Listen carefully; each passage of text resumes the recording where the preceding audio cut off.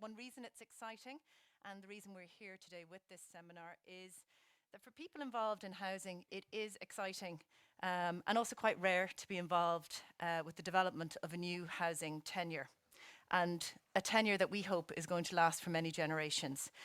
So last year in Ireland, the Affordable Housing Act was passed, and it ushered in cost rental housing. And last year as well, the first ever tenants of cost rental housing moved into their new homes, and we will hear about that later on this afternoon. So my name's Roslyn Molloy. I head up the policy and practice team within the Housing Agency, and I'm going to be chairing a lot of today. So just in terms of the agenda, the first part of the seminar, you're going to hear from my colleagues about kind of the policy context in Ireland, how cost rental came about, and what does the new Irish cost rental model look like, and how does it operate?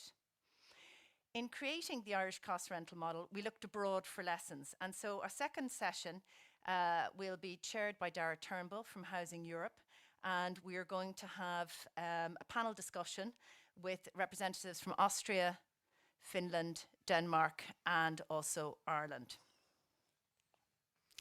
Then we're going to have a very short break. I'm actually going to probably keep you in the room, but you can stand up and jump around a bit and just get some fresh air. No, but we'll just stop for 5 minutes, and then we're going to move into the third part of the session, which is where we'll hear from Clúid Housing, who were the first to deliver cost rental homes in Ireland.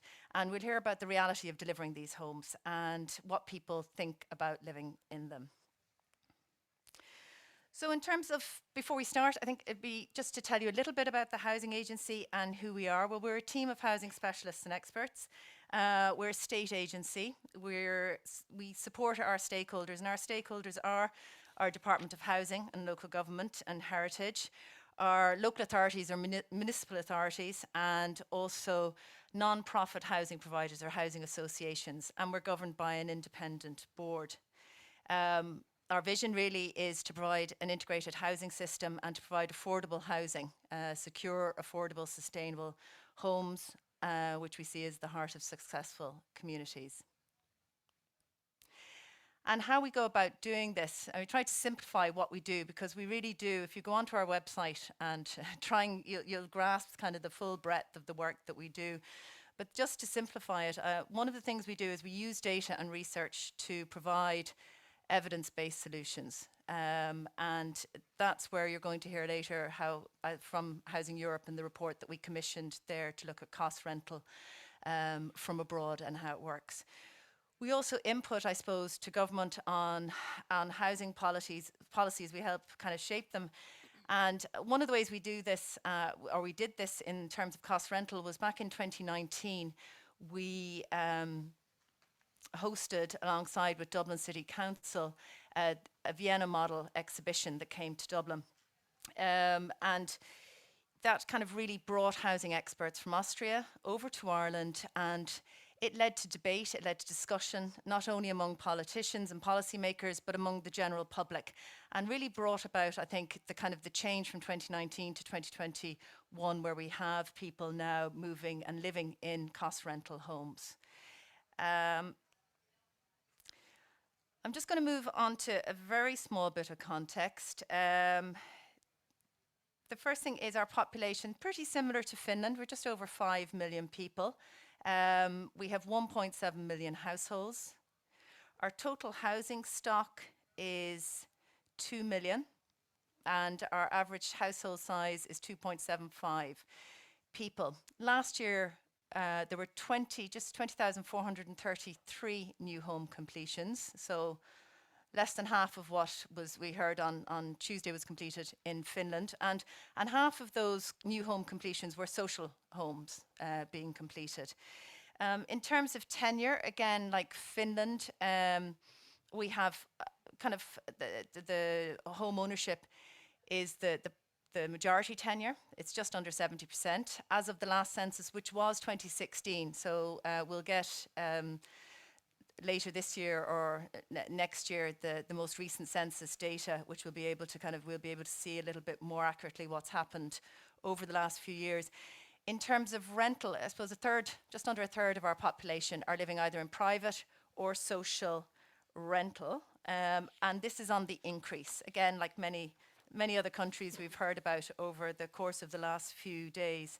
And like many other countries, it's becoming harder for households in Ireland to afford their housing costs, especially in our urban areas.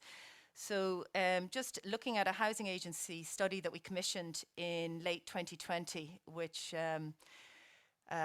interviewed online questionnaire, it was height of lockdown, over 1,200 people. But when we asked about, housing costs and whether they were a burden, what we found was that a third of private renters said that their housing costs were a heavy burden to them.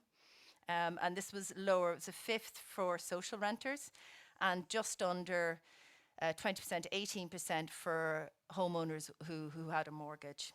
And so I suppose this leads to our today's conversation, because what you'll see in that tenure model is there is no cost rental there. So that is the new tenure that has been created in the last year. And this slide, we're going to come back to it later on in the presentation, but I suppose in Ireland, we have social housing and we have market housing, and some social housing is provided in the rental market, in the private rental market, through government through government subsidies. But at the moment now, cost rental is fitting into this centre area. So it's people are eligible for social housing. It's above where people's eligibility for social housing from an income basis ends, and it's kind of, but yet are still finding it difficult to afford a secure home. So this is what's been kind of, I suppose this is the target for the new cost rental model in Ireland. But the next two presentations, we're going to give the detail. So what this looks like. So first you're going to hear from Alan Smyth. Alan is responsible for policy development for cost rental housing in the Irish Department of Housing. Then we're going to hear from Gwen Perry, who heads up the Affordable Housing Unit in the Housing Agency. Her key role is to support the delivery of affordable rental and purchase homes. And we're hoping that when they finish that we'll have time for some questions from the audience. So if you want to think about what questions you'd like to ask Gwen and Alan as they're speaking, we'll take the questions at the end. So I'm going to hand over to Alan. Thank you. Thanks very much, Roslyn. Okay. Am I live? Can you all hear me? Oh, there we go. Yeah. Excellent. Well, look, thanks very much. It's great to be in Helsinki at this conference. We've had a great couple of days so far, getting to some of the sessions, getting to explore the city and getting to see the excellent housing stock that's all around us. As Roslyn said, I'm with the Irish Department or Ministry of Housing, so we've been working with an awful lot of stakeholders over the last couple of years to develop this new cost rental model. So I just want to talk about the policy context and how we've kind of set the sector out, and maybe take on some of the points that Roslyn raised as well. Sorry. Here we go. Now, so just to start off, give the context in Ireland of where the kind of cost rental system came from. We've had traditionally high levels of home ownership in Ireland, up on 80% in some decades. It's come down a little bit since. This, as Roslyn said, has been supplemented by private and social rental models. Social housing in Ireland is obviously provided by the state. It caters for perhaps a slightly smaller cohort than elsewhere in Europe. And tenant purchase policies have increased home ownership over the last few decades, although that's not quite as widely used now. We have, unfortunately, a difficult period around 2008 with the global financial crisis, EU IMF bailout, funding crisis, and as well as that, building collapsed. So we went from 2006, building over 90,000 homes per year, down to 2011, it was less than 10,000. So it's kind of that level of fall in housing output, having an impact on affordability down the line. Again, as Roslyn said, our target is 33,000. Last year with COVID, we had around 20,000. The economic recovery then was quite rapid from 2015 on, with a consequential rapid growth in private rents, particularly in Dublin. Rents are particularly high, sort of an average there at the moment in 2021 of about €2,000 per month. I haven't worked that out on a per square metre basis, which I think is a very useful tool. So that could be something for Dara to be looking at over the next couple of years, to factor in the various elements of that. And naturally, the big affordability constraints as a result.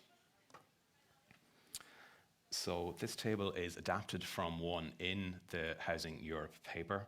Again, with the 2016 census figures from Ireland, the most recent data we have. We were due a census last year. That didn't happen clearly with COVID. So again, the scale of owner occupation is reflected here in the 69% figure. Kind of comparing ourselves to, I suppose, in the report, what are in a lot of ways, the benchmark for effective social housing policies across Europe. We, I suppose, on the surface, would appear closest to the Finns in relation to the actual breakdown of housing tenures.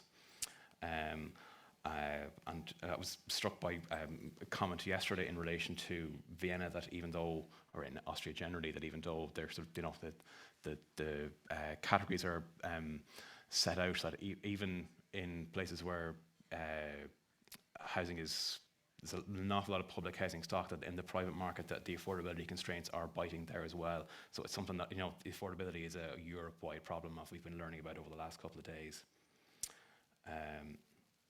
So just to move on to, again, thank you to Roslyn for letting me borrow her lovely chart.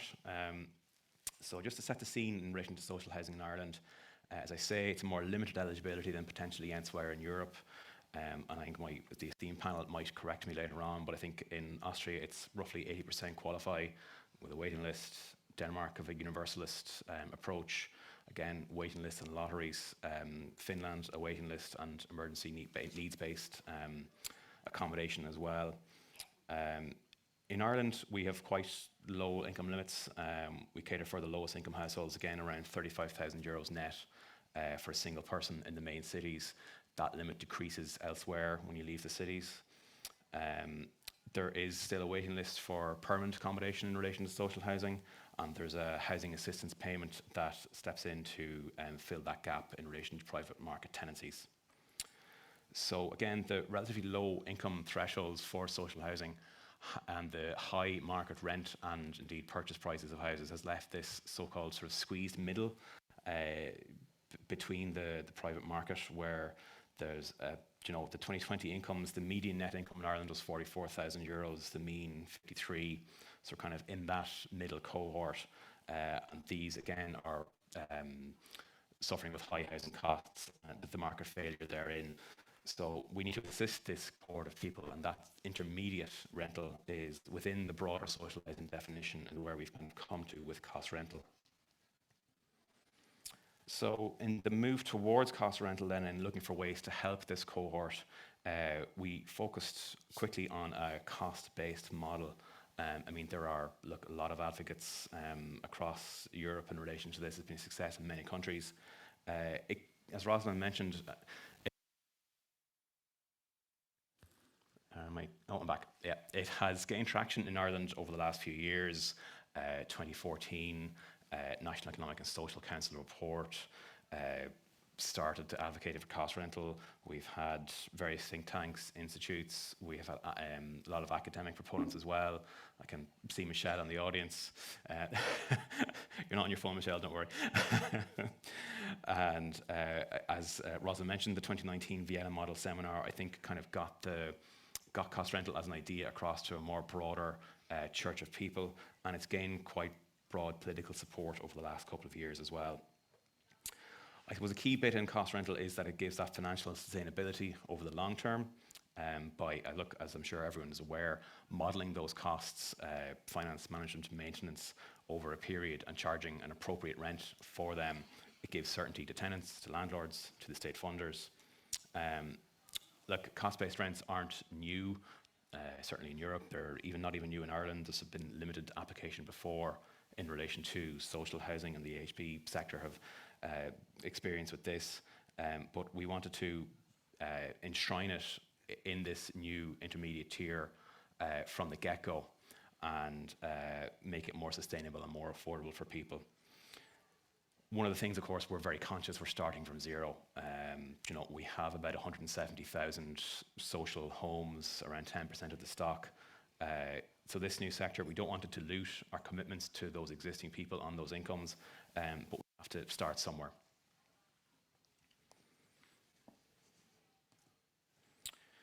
So policy development has been underway for a few years.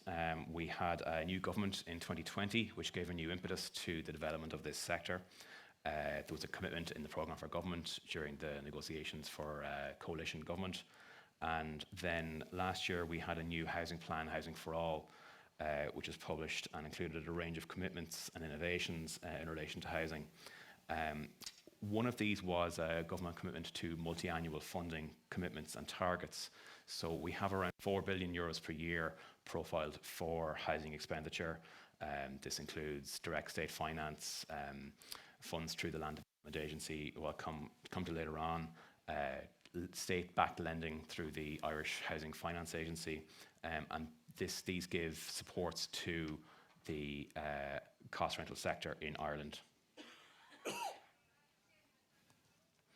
Just to touch on some of the other affordable housing schemes that are mentioned in Housing for All, we have the Help to Buy tax incentive for first-time buyers, for deposits, for home purchase, the local authority home loan, which is essentially a municipal-backed low-interest loan for fixed-rate loan for low-income families. The Part V or Part 5 affordable homes, that's land value capture exercise, where traditionally we had 10% social obligation on all developments, and now we've added in the 10% affordable home capture as well. The First Home Scheme and the Local Authority Affordable Purchase Scheme are both forms of state equity in affordable purchase. And then we have cost rental beside me here. So the two big elements in development of any new policy or programme is the policy itself and the funding coming together to actually deliver the homes. So we have the funding, we have the state commitment, 70 million this year, specifically in relation to one of the funding programmes, backed by state-backed lending. There's additional sources there as well. Gwen's going to touch on some of those later on in her presentation. So for the policy, we need the underlying model and the legislation to define it and make it work. And then to actually deliver the homes, we need delivery partners to actually put it into practice. So we have a representative from our delivery partners and James later on as well to discuss a bit of that. So what were our aims when we were sort of starting to put the legislation together? As I was saying, we want to target that affordability constrained cohort, that squeezed middle, create obviously a financially sustainable sector which gives security and sustainability for all, that idea of it washing its own face. We want it to be open to public or private providers. There's state funds there, but we want to open it to other funding for the public good. Inherent in that is this idea of a long-term commitment or to retention within the sector, to retain the homes as cost rental, and then ultimately to assist affordability. So cost rents are not necessarily always affordable rents to the cohort that we're trying to target. So we've decided to use upfront exchequer subsidies to reduce the initial cost of these properties. So there wouldn't be any sort of open-ended commitments or top-ups requirement in relation to funding, just to give certainty for all as to how the funding is being structured. So the Affordable Housing Act then, cost rental was set out in the Affordable Housing Act, which was passed by the Irish Parliament, Oireachtas last year. It gives the policy and legislative basis for cost rental, as well as the other schemes in relation to affordable housing, and indeed one of the cost rental funding streams in the cost rental equity loan. It got cross-party support, which was great to see. And we needed this legislative basis to expand government assistance to renters beyond the traditional Irish social housing limits. There's decades of precedence there, legislation, delivery, social housing. This new sector needed its own foundation. It enshrines the cost recovery principles in the model. This cost calculation periods is in the legislation, so the costs are modelled over that 40-year period. It can be longer, but we felt as a minimum, it's at the limits of what you get maybe on fixed term finance, and the government support is given over this same time frame as well. Security of rents is an important part of this, so the detail around the calculation of rent reviews, how that's done, that's in the legislation. The security of tenure, I mean, we want the cost certainty for all, but we also want the security of tenure for the tenants to let them to stay in these homes indefinitely should they so wish. So we included provisions to adapt the standard private tenancies within Ireland to make these a long-term proposition for people. And as well as that, we formally defined the eligible cohort as well. As per the previous slides, we set that income limit in secondary legislation, so it's €53,000 net income per household per home, linked to the mean income and linked to the affordability of the initial rents within the sector. Now, the principle of cost rental designation, and I'll get to the handcuffs later on, I promise. So essentially, we wanted to bind the homes to the sector on an opt-in basis. So we included this idea of a minimum cost rental period, which must be at least 40 years, so matching in with that modelling period. Applicants can apply to the Minister for Housing for formal designation. The costs for the project are assessed by Gwen's team in the Housing Agency, and they're designated formally for that minimum period. And this includes placing a burden on the folio or the title of the property. At the end of that period, you can opt out or you can recommit. This idea of the handcuff, you're handcuffing yourself to cost rental for that period. You're giving us the keys. At the end of the period, you get them back, but you can certainly give them back to us. You don't have to open the handcuffs. You can stay in for as long as you so wish. So this designation applies to public or private bodies. And if you receive state funding, you must designate as a condition of that funding, otherwise it's an opt-in model. So once we have the policy then, we obviously have to implement it and provide the homes. The fact that we're starting from zero, we've commenced focusing on state or charitable bodies to utilise that state funding and borrowing. And we want to prove the concept in building and tenanting homes through three main strands that I'll just touch on briefly now. So the first are our approved housing body sector. These are statutorily regulated housing associations or charities. There's quite a large number in Ireland, there's over 300. There's about 4 or 5 of the larger bodies who are interested in being involved in the first wave of cost rental. Clúid, who are here today, Respond, Tua as well. The ISHBs have an excellent track record in the development of properties and in tenancy management. They have 37,000 social homes across Ireland already. I mean, they're well placed to lead the charge in this new form of tenure in Ireland. The cost rental equity loan funding is available. Again, Gwen will mention that later on, 40 years, matching up with the cost calculation period. And indeed, the AHBs were the first to deliver cost rental homes this year, and indeed last year, and there are plenty more to come. So our local authorities or our municipality sector, there's 31 municipalities in Ireland, 4 within the Dublin region, others then in the main cities, and we kind of see these as the focus for our cost rental efforts in the medium term. That's where affordability constraints are greatest. They also have massive social housing experience. They've been doing it since the foundation of the state, and they're also landowners. They have some state land which can help reduce costs. So we can see them being involved in this 3 ways: directly with the Affordable Housing Fund grant, another funding scheme. The Dublin City Council are using that approach for a 500 plus cost rental project in Dublin City Centre at Emmet Road. We're working to expand on this and continue that model, which involves borrowing from the HFA and from the EIB.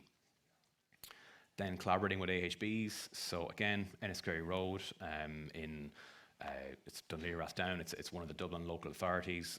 So there were 50 cost rental homes delivered a couple of months ago, and in a mixed tenure development by Respond Tua.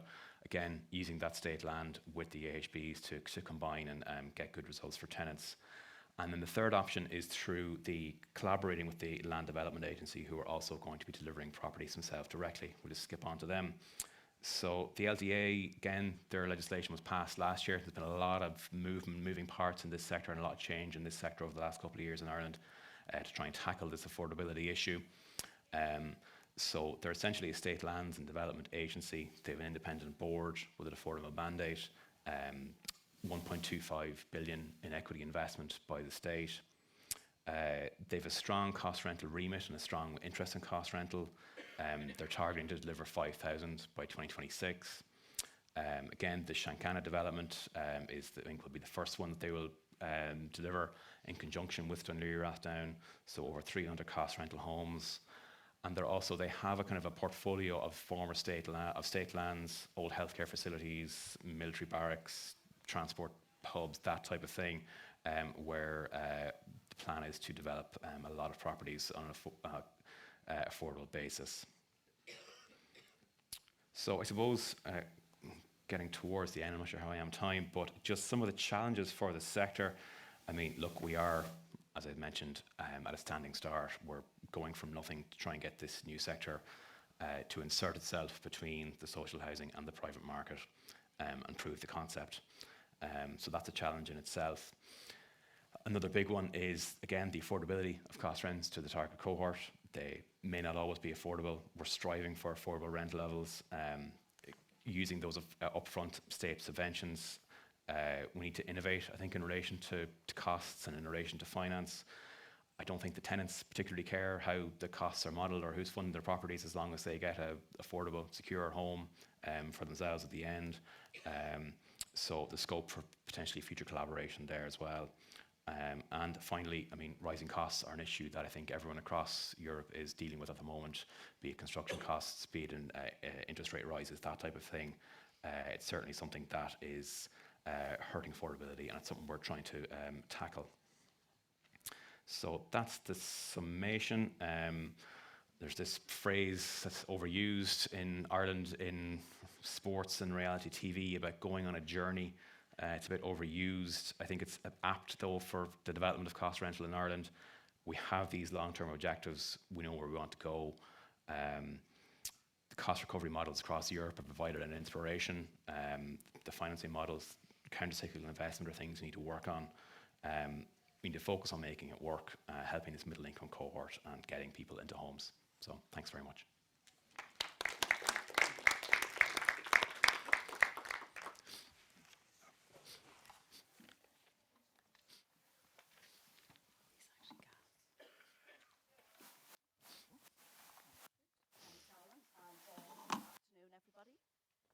I just want to follow on from Alan and maybe look at the progress we've made in Ireland on cost rental, to look at delivery to date, and also to look at some of the options that are open to us in the future to expand on that delivery and to increase the supply of cost rental homes.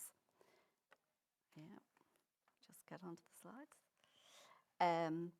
So I think what we have seen, Alan has touched upon it, attending some of the sessions over the last couple of days, and also in talking to some of our other colleagues from other European countries. Certainly, affordability challenges are not unique to Ireland, and providing affordable housing is a common challenge, I think, across many countries in Europe. So, as already been touched upon, cost rental, a new housing tenure in Ireland, rents based on the cost of provision and not on what the market can bear. So, as we'll see in one of the later slides, very much a success story elsewhere in Europe. And it's anticipated and has been shown that delivering it at scale will have an impact on moderating overall rent levels in the private market. So what is it? And I will go quickly through these because Alan has touched on them to some extent. So rent must cover the cost of provision, financing, management and maintenance. The modelling of the cost has to be over that cost calculation period, over that 40-year term, which is the minimum period for designation. And the target rents to be achieved at least 25% below market rent, and rent reviews in line with the harmonised index of consumer prices, and rent reviews allowed once in a 12-month period. Cost rental is standard tenancy in all other respects, but it's not a social housing support. So who qualifies? We've already said the net household income there it can't be greater than 53,000 per annum. You can't have owned a property or do not own a property, and the household size needs to be appropriate to the size of the property that's been advertised. I'm sure Claude will touch on it later on.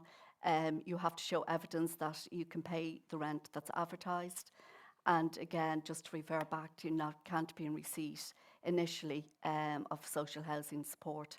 And that would include a social housing support in Ireland, which is the housing assistance payment, which is operated by local authorities in Ireland. So housing for all targets, very healthy targets for cost rental, with 18,000 cost rental homes to be provided up to 2030. As Alan has said, we're very much at the beginning of the journey. And I think this really demonstrates that we are. Other countries in Europe have a very mature cost rental model and well-established funding and financial systems in place. And indeed, Ireland looked at those various models in developing our own cost rental sector. But you'll see there, even based on the stock in the different countries there, Ireland has delivered to date 234 cost rental homes.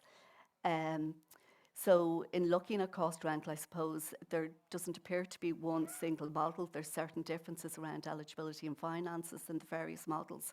But I think the common denominator is that long-term approach, the long-term finance in developing that cost rental sector. So this is the basic cost rental model that we use in Ireland. So obviously the only income you have is from your tenant. So you have to make sure in making your loan repayments, and be they on a turnkey project, an acquisition project, or indeed a construction project, that the income matches your loan repayments and also those operational costs, your management costs, the maintenance of the cost rental homes, and those life cycle costs, the planned replacement costs. So how to make it work in Ireland? How have we made it work? So as we've already touched upon, local authorities can develop on their own land. The LDA also is developing on state land, and that land is available at low cost. So therefore, it can keep the cost rents down. The Affordable Housing Fund is available, which ranges from 50,000 up to 100,000 per dwelling, and that's available only to local authorities. And the cost rental equity loan, which is a loan over 40 years at 1% simple interest per annum, with no repayment due until the end of that 40-year period. And that is 30%, that provides 30% of the capital cost of cost rental projects. And the 70%, the balance to date, has been provided by the Housing Finance Agency, who offer competitive low interest rates to local authorities and to the not-for-profit sector in Ireland. So as I touched upon, that long-term debt arrangement plays a key role in keeping cost rents down, but it's also important in looking at operational costs that we look at trying to keep, that balance in keeping those operational costs down while still providing a good, attractive product that people want to rent. So to date, we've had 2 specific calls, and that's really, we've used those specific calls to, I suppose, accelerate the delivery of cost rental homes in Ireland. And the not-for-profit sector, those calls have gone to the not-for-profit sector. And I suppose what we've done is we've leveraged their experience, their expertise in managing properties already. They've many years' experience in managing and developing social homes in Ireland, and they certainly stepped up to the mark in delivering cost rental homes. So there were specific calls. There was certain criteria that you had to meet in making those proposals, and obviously targeted at urban areas where there were affordability challenges. Cost rental, is not maybe a viable option in all areas of Ireland, but certainly in large urban areas, we do have affordability challenges in the private rented market. and that's why we designed these specific criteria. So the proposals, and we had 2 specific calls.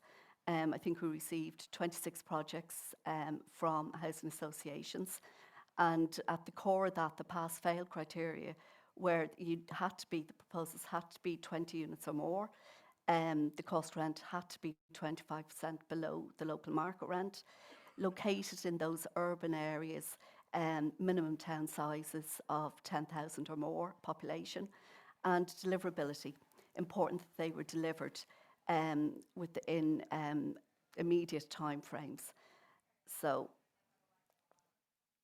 this, is how we ranked. We obviously ranked projects against projects. More marks received, obviously, for higher discounts to market rent, for the number of dwellings, for the average cost rental equity loan cost per dwelling, and obviously higher marks as well for the earlier delivery of those homes. Locations, very important. As I said, those proposals closest to large urban areas were awarded higher marks. This is just one example of a project in Dublin, an apartment scheme costing just over 21 million, with a total requirement of cost rental equity loan of 6.3 million. There were 1 and 2 bed apartments. The open market rents in that area for a 1 bed were 1,500, for a 2 bed 1,800. So the market rent, the red discount to market rent achieved there was 32%. And that particular housing association were able to offer those 1 beds at just over €1,000 per month, and the 2 beds at 1,029 per month. This is just to maybe put in context where the delivery has been to date.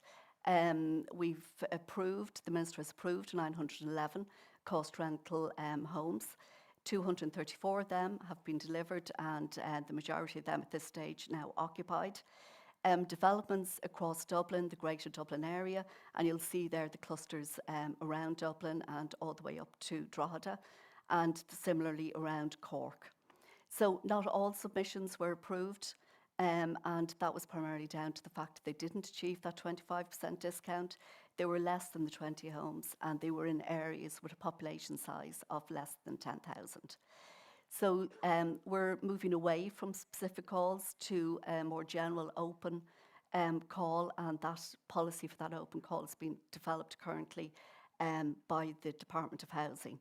To date, the Housing Finance Agency have supplied the senior, have been the senior lender on those cost rental projects, and have provided 70%, the balance of 70% of the cost of the cost rental projects. So the future of cost rental in Ireland, we have challenges like everybody else, and that's really apparent over the last couple of days from attending the various sessions. We're a rising rate environment, not only in Ireland, but across Europe. The cost of construction is an issue. We've high inflation, and particularly in Ireland, there is a lack of supply and high demand for rental accommodation. Some of those challenges, will play out themselves, but some of them are going to have to find a way to work around or work through. And, we've touched on this already. We have challenges, but delivery is continuing. The not-for-profit sector continues to deliver cost rental homes, and I'm sure Clude will touch upon their pipeline delivery, their planned delivery of cost rental homes in their presentation. We've already touched on delivery by the Land Development Agency, and again, local authorities who have a history of working with housing associations in the delivery of social homes is another option for us to explore and look at local authorities working with housing associations, entering into long-term leases maybe, the assets remaining with the local authorities, and the AHB managing those tenancies as landlords. This, Alan touched on this scheme. This is actually the scheme in Enniskerry Road, developed by Respond and TUA in partnership with Dún Laoghaire Rathdown, County Council and the Housing Agency. It's a mixed scheme of social and cost rental homes. The site was provided by the state, and the infrastructure was partly funded through a state grant.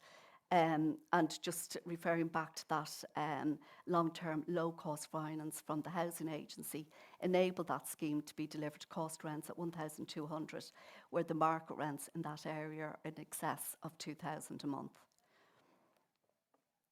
And again, future CREL schemes, these are two schemes in Dublin, in City West, and again there you'll see market rents of 1,800 and the cost rents just over 1,200, and similarly in Kilcarbery Grange, market rents in that area 1,900, but the cost rents being offered there at just over 1,000.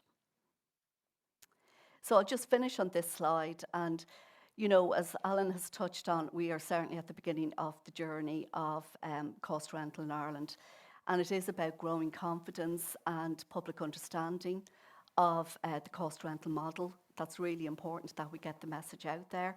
To date, the schemes that have been advertised have all been oversubscribed, so it shows the demand for this particular model in Ireland. It is about expanding the model and bringing in new providers, you know, the local authorities, the Land Development Agency. Government commitment is there, the funding is there. The cost rental equity loan is funded, as is the Affordable Housing Fund. And it is about building our capacity and expertise in delivering this model.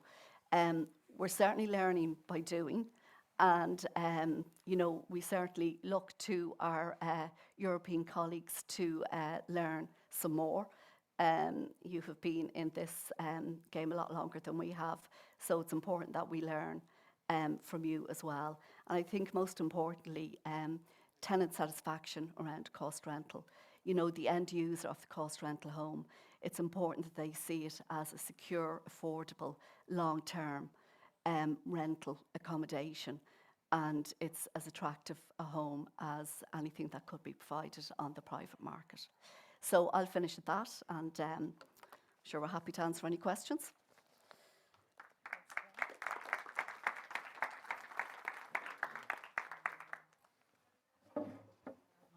Mic here for a minute? Yeah, thanks.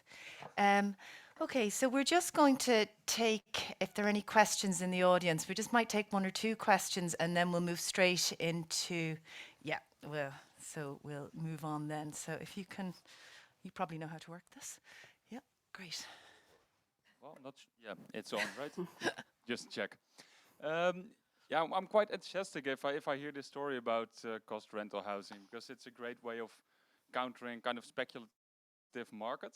And at the same time, I have two questions. One, from a public policy point of view, you could also argue, well, just regulating the rents in your country might be a more effective way of achieving affordable housing, isn't it? That's one. Especially because the countries you refer to, like Austria, Denmark, Finland, have a more regulated rent setting system.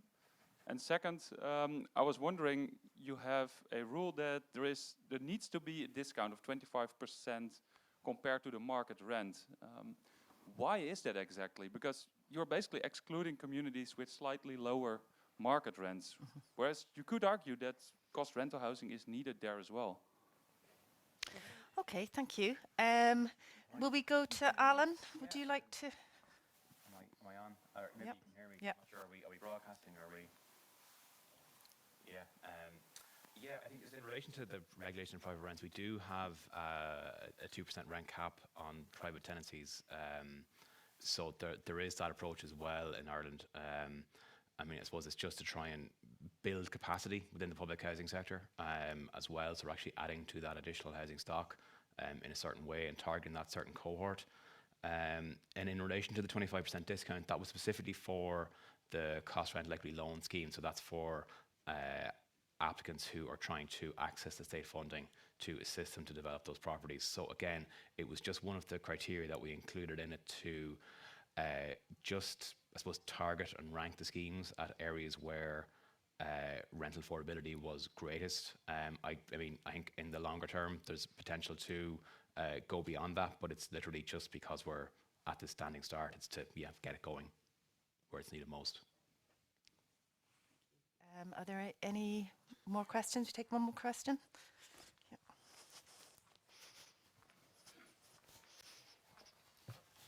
No.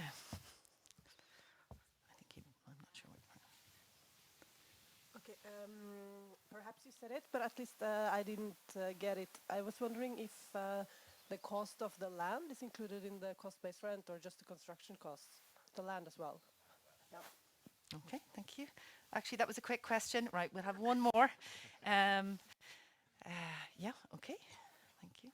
Hello, my name is Gwen from the Icelandic Tenant Union. I just want to emphasize the question from the first gentleman of if there's a certain reason why the rental market is not as regulated as many of the countries that you want to compare to.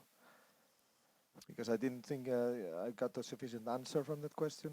Like, why is there not like a harder regulation on the Irish rental market? Because the situation is very grim in Ireland, as I've seen from my colleagues in Ireland. Very high shortage of apartments and increasing rent.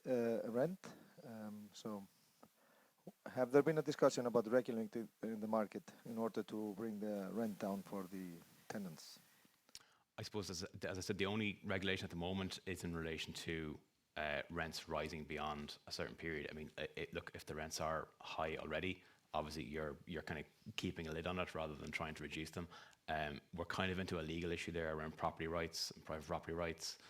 I think I'm sure it's not only specific to Ireland, but maybe the Irish legal system and different things. It just makes that a little bit more tricky. I'm certainly not an expert in it, but I think that's the general reason why more specific issues can't be, or policies can't be put in place in relation to that.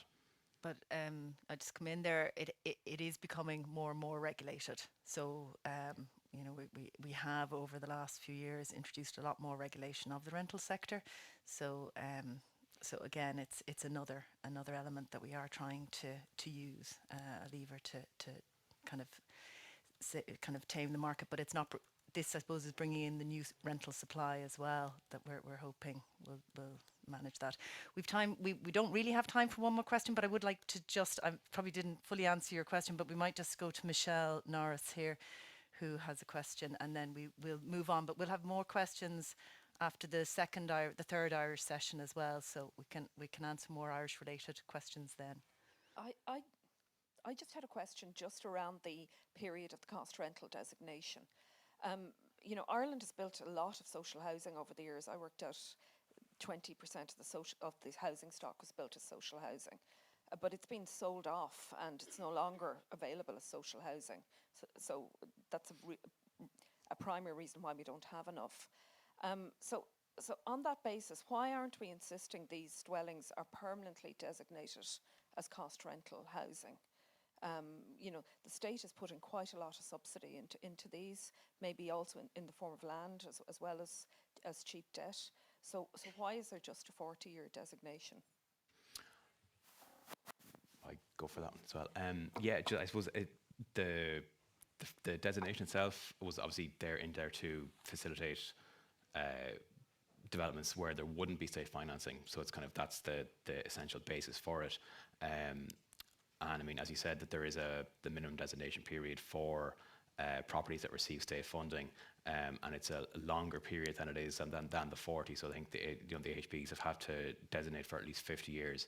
I think given the constitutional status of the approved housing body sector and the housing associations, I mean, I certainly don't foresee them trying to privatise them over the longer term. I don't think that's something that they would foresee themselves. I'm not going to drop James in it either, but I just don't think that's on the cards. I mean, I suppose it's there's a bit of give and take required from the state sector and the charitable sector as well. But I absolutely take your point.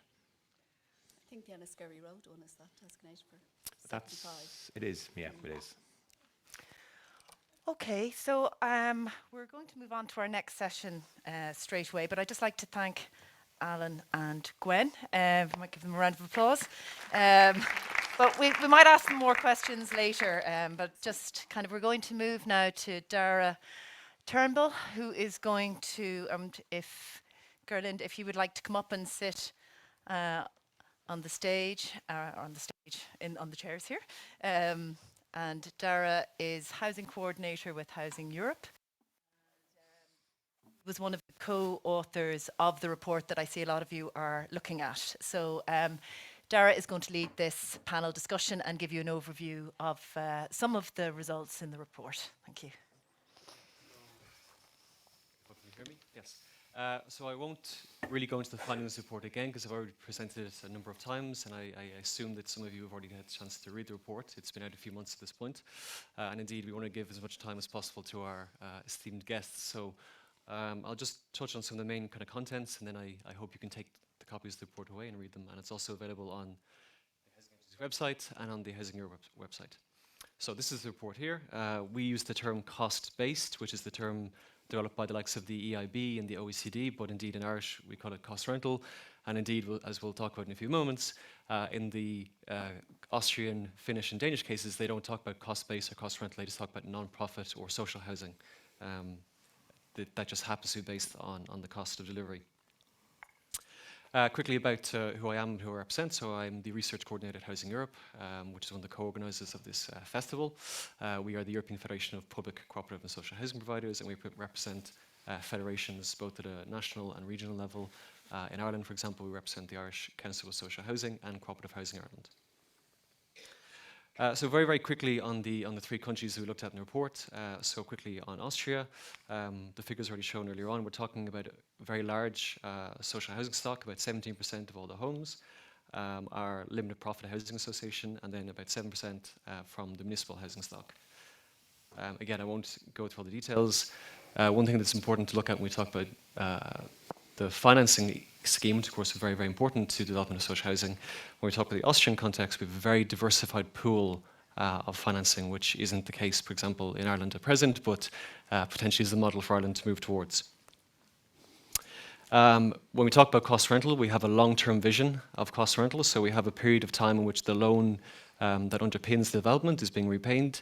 After the loan is being repaid, of course, you could say the costs have fallen quite a lot.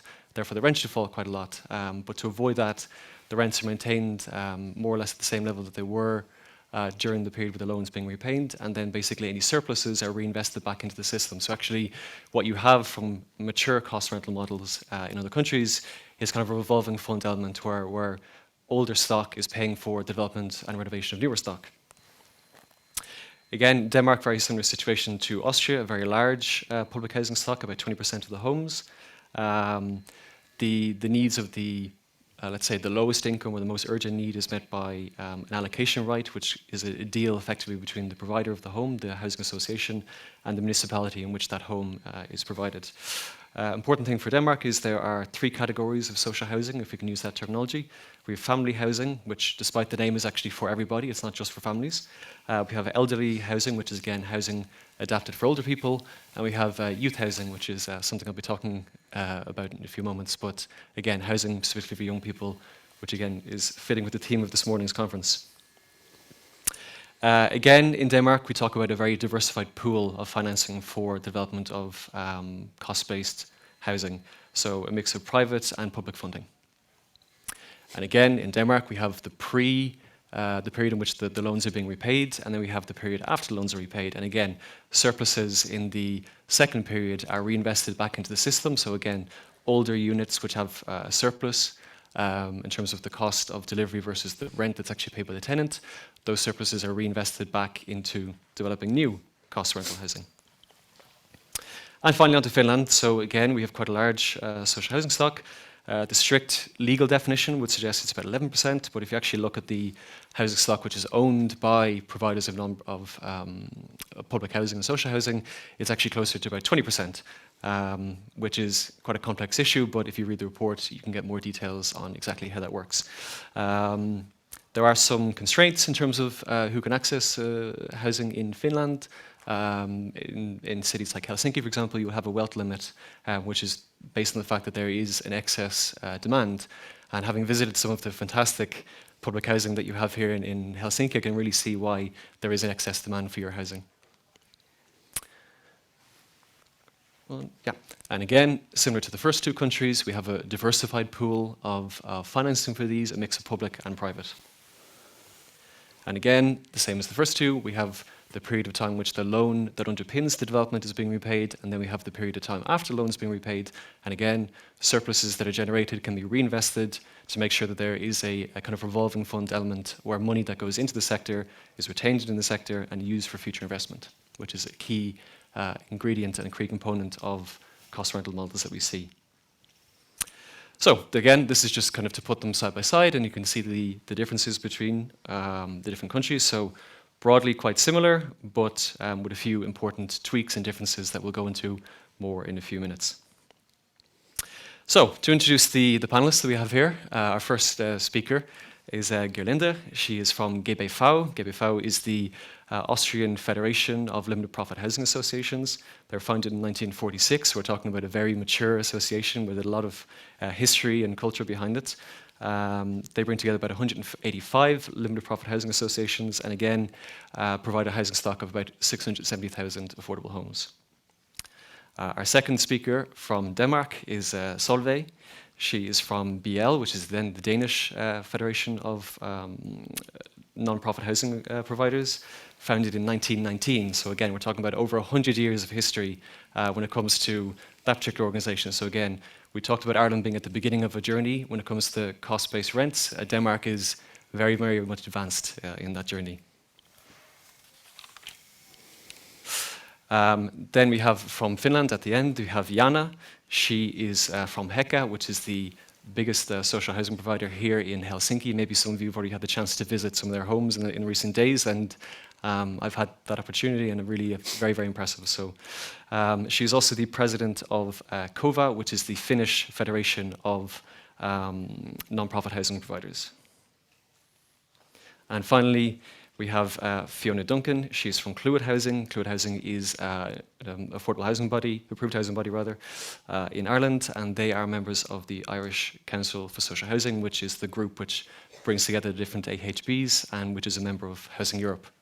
And she will give a bit of contrast between the other panelists who, again, you're at the beginning of the journey. One thing I'd like to say, just from the team at Housing Europe, thank you very, very much to the Housing Agency who financed the research that this presentation is based on. Really, we need financing to investigate things that actually work. So the focus of the research we conducted was on the mechanics, on the basics, nuts and bolts of cost rental in these countries, and that's really important because one thing I've come to realize in recent years when working at Housing Europe is good policies don't necessarily translate across national borders. There's a huge amount of good policy making out there, and that necessarily those don't translate into different contexts because people simply aren't aware. There could be linguistic issues, or there could be whatever sort of issues. And actually, Michelle Norris is here in the audience today, and she worked on the Housing 2030 report, which was a project trying to basically bring together different best practices that exist from around Europe, North America, and Central Asia, and basically trying to show people that there are policy solutions out there. So funding research is very important in that regard. So thank you very, very much, and we can move to the panel discussion. So since we are in Helsinki, I will start with our host here, Jaana, at the end. So before I came to Helsinki, I was challenged by one of your colleagues to take a walk around the city and to try and see if I could tell which was social housing and which was private housing. And to be honest, I've taken a walk around and I really cannot tell which is public and which is private. But yet in the report, one of the things we highlight is that the average rent provided by Heka, for example, is about 40% below the average market rent in Helsinki, and yet the quality is as good, if not better, than in the private housing stock. So how does Heka manage to deliver such high quality homes at a price that is so much below the market?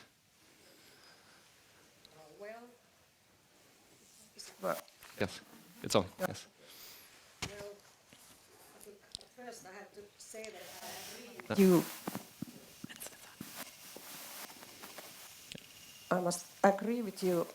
I'm myself also very proud of the fact that you can't really tell which is social housing and which is owner-occupied here in Finland. But actually, that is true when you talk of the new houses. But if you go to suburbs where there might be older social housing units and older owner-occupied units, so there you can quite easily tell that which is social housing and which is not And our houses here in Helsinki are in much better condition than those owner-occupied. So there you can easily tell which is social or which is not. And that's probably different from many other cities, big cities in Europe, as I have seen at least. But you asked how this is possible.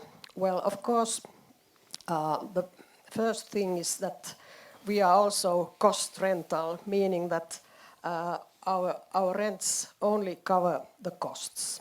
So we are a non-profit company, so there is no profit, and that is one reason why the rents are so low. The other reason is that our company is so big. We have almost 52,000 apartments, and they are built in different times. So the oldest ones are from the beginning of 1920 or something like that, and there the loans have been paid many times, and there can be houses that have no loan left at all. And I think we have in Finland a very good system that we sort of we are cost rental, so that the company is cost rental, not a certain house. So we collect all expenses, and then we sort of even or equalize the costs, so that there aren't very high rents or very low rents, but they are quite equalized. And we have a special system in there, and that is also one reason, this equalizing system. But really also our maintenance system is quite good, and our maintenance, we take care of the maintenance by our own staff, and that's why our houses are in such a good quality. And then again, when we think about building costs, there we are not different, because it costs the same for the market rental and owner-occupied. But this whole system, this big system, helps in there. Perfect, thank you. And coming down the line to Solveig. So this is the European Year of Youth, and the conference this morning we had was about young people. And I can tell you that when Housing Europe, we produce these reports, we often get emails from people asking for more details about different elements. And the number one question we've had since the report came out was about youth housing in Denmark. People want to know more about youth housing, because this is an issue we're seeing right across Europe, where young people are being excluded from the housing sector. I know, for example, in Denmark, the average age at which a young person leaves the family home is 21. And the EU average is 27. So clearly you're doing something in Denmark that we're not doing, and I think youth housing might be an element of that. So what is youth housing? Who is it for, and what are the benefits that you see? Yes, youth housing is a special thing, I think, when you compare to other countries. In Denmark, we have these three different types of housing, non-profit housing. We have the youth housing, and we have the family homes, and we have the homes for the elderly. But the youth housing is targeted youth and young people pursuing education, or young people in a special need for housing. So you can apply as a young people, and maybe that's why they move out quickly, I don't know, but there is a tendency to you move out at 21 and you apply for some do apply for a home in the non-profit housing sector. And the special thing I think about the youth housing is you can live there when you study, and you can live there when you are in a special need for a home. But when you are finished with your studies, you have to move out of the homes, and then you pass it on to the next young people coming in and needing an education.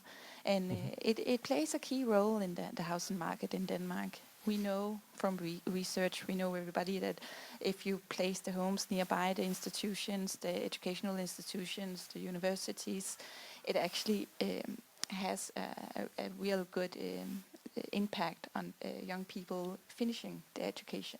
So the placement, these youth housing, they're placed inside most of them are placed near the educational institutions, the universities in the bigger cities, and they're located close by the universities. So there's no distance, there's no concern about the housing situation among youth, and we know that that's a factor.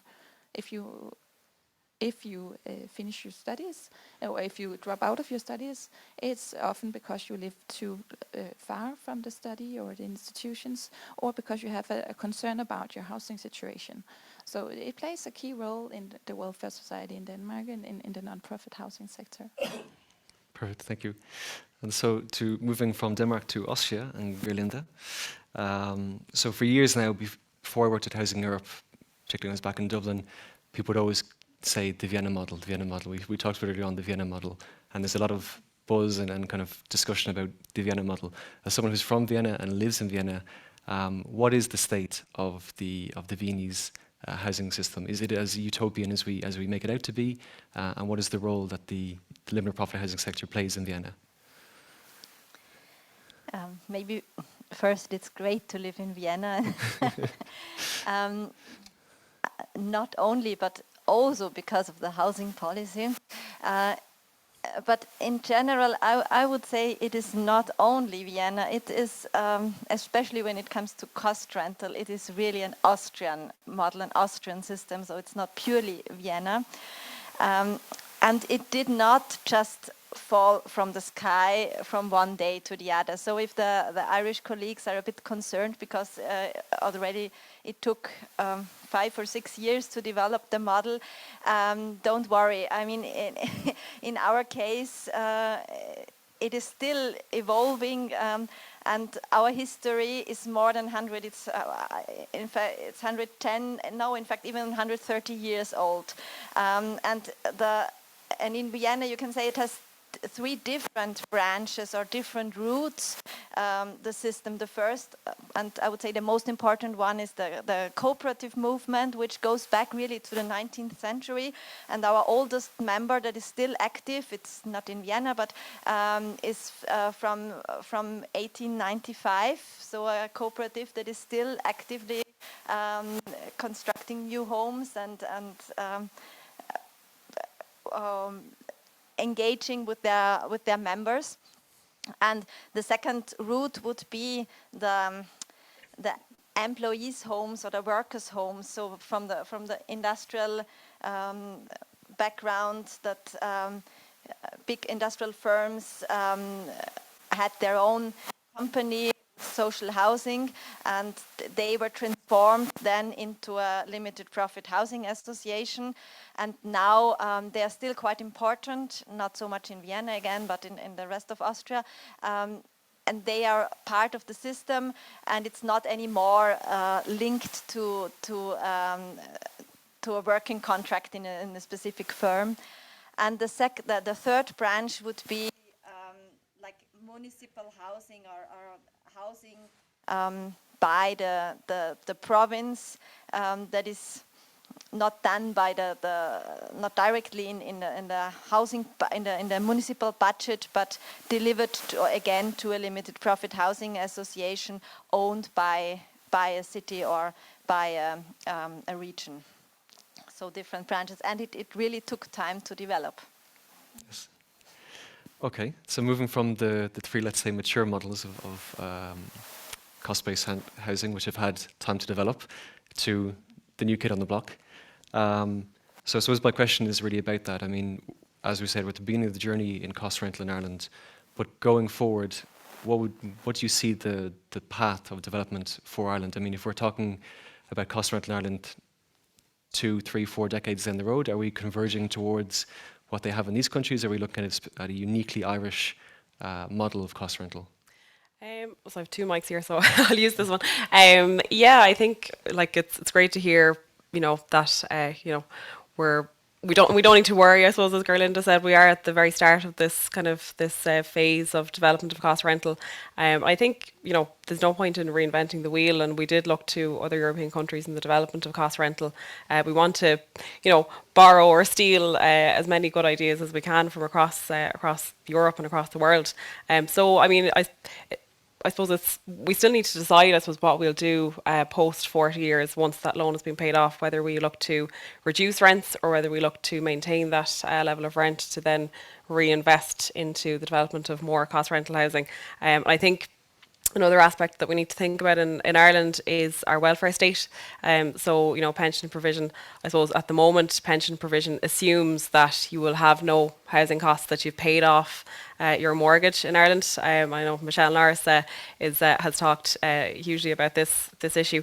So I think, if we don't solve that issue, we do run into issues with regard to people paying rents into their older age, even cost rents. So I suppose we need to look at whether we'd follow, say, that Danish model of maintaining that level of rent into people's older age. So, but I think we need to start the thinking now. We need not wait for another 40 years before we decide on how we're going to approach that.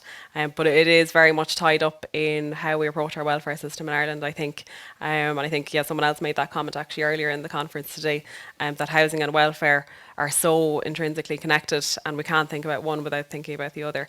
But definitely we'll look to other European countries, and events like this today are a great opportunity to connect and look to how we can develop in the best way in Ireland. Perfect. So I have one more question, general question for all the panelists, but then we'll come to the floor afterwards. So get thinking about questions that you might have. But maybe starting with you, Gerlinde, and this is the same question for all four of you, indeed. So the main underpinning of cost-based housing, again, is that cost. So we've seen in recent years, particularly in urban areas, where the price of land has increased quite a lot, and we know that land is becoming more and more scarce. People are becoming more urban-based, and of course the competition between you and your members and private sector is, of course, growing all the time, and that rising land costs can be a very important factor, a very limiting factor in terms of delivering sufficient quantities of affordable housing.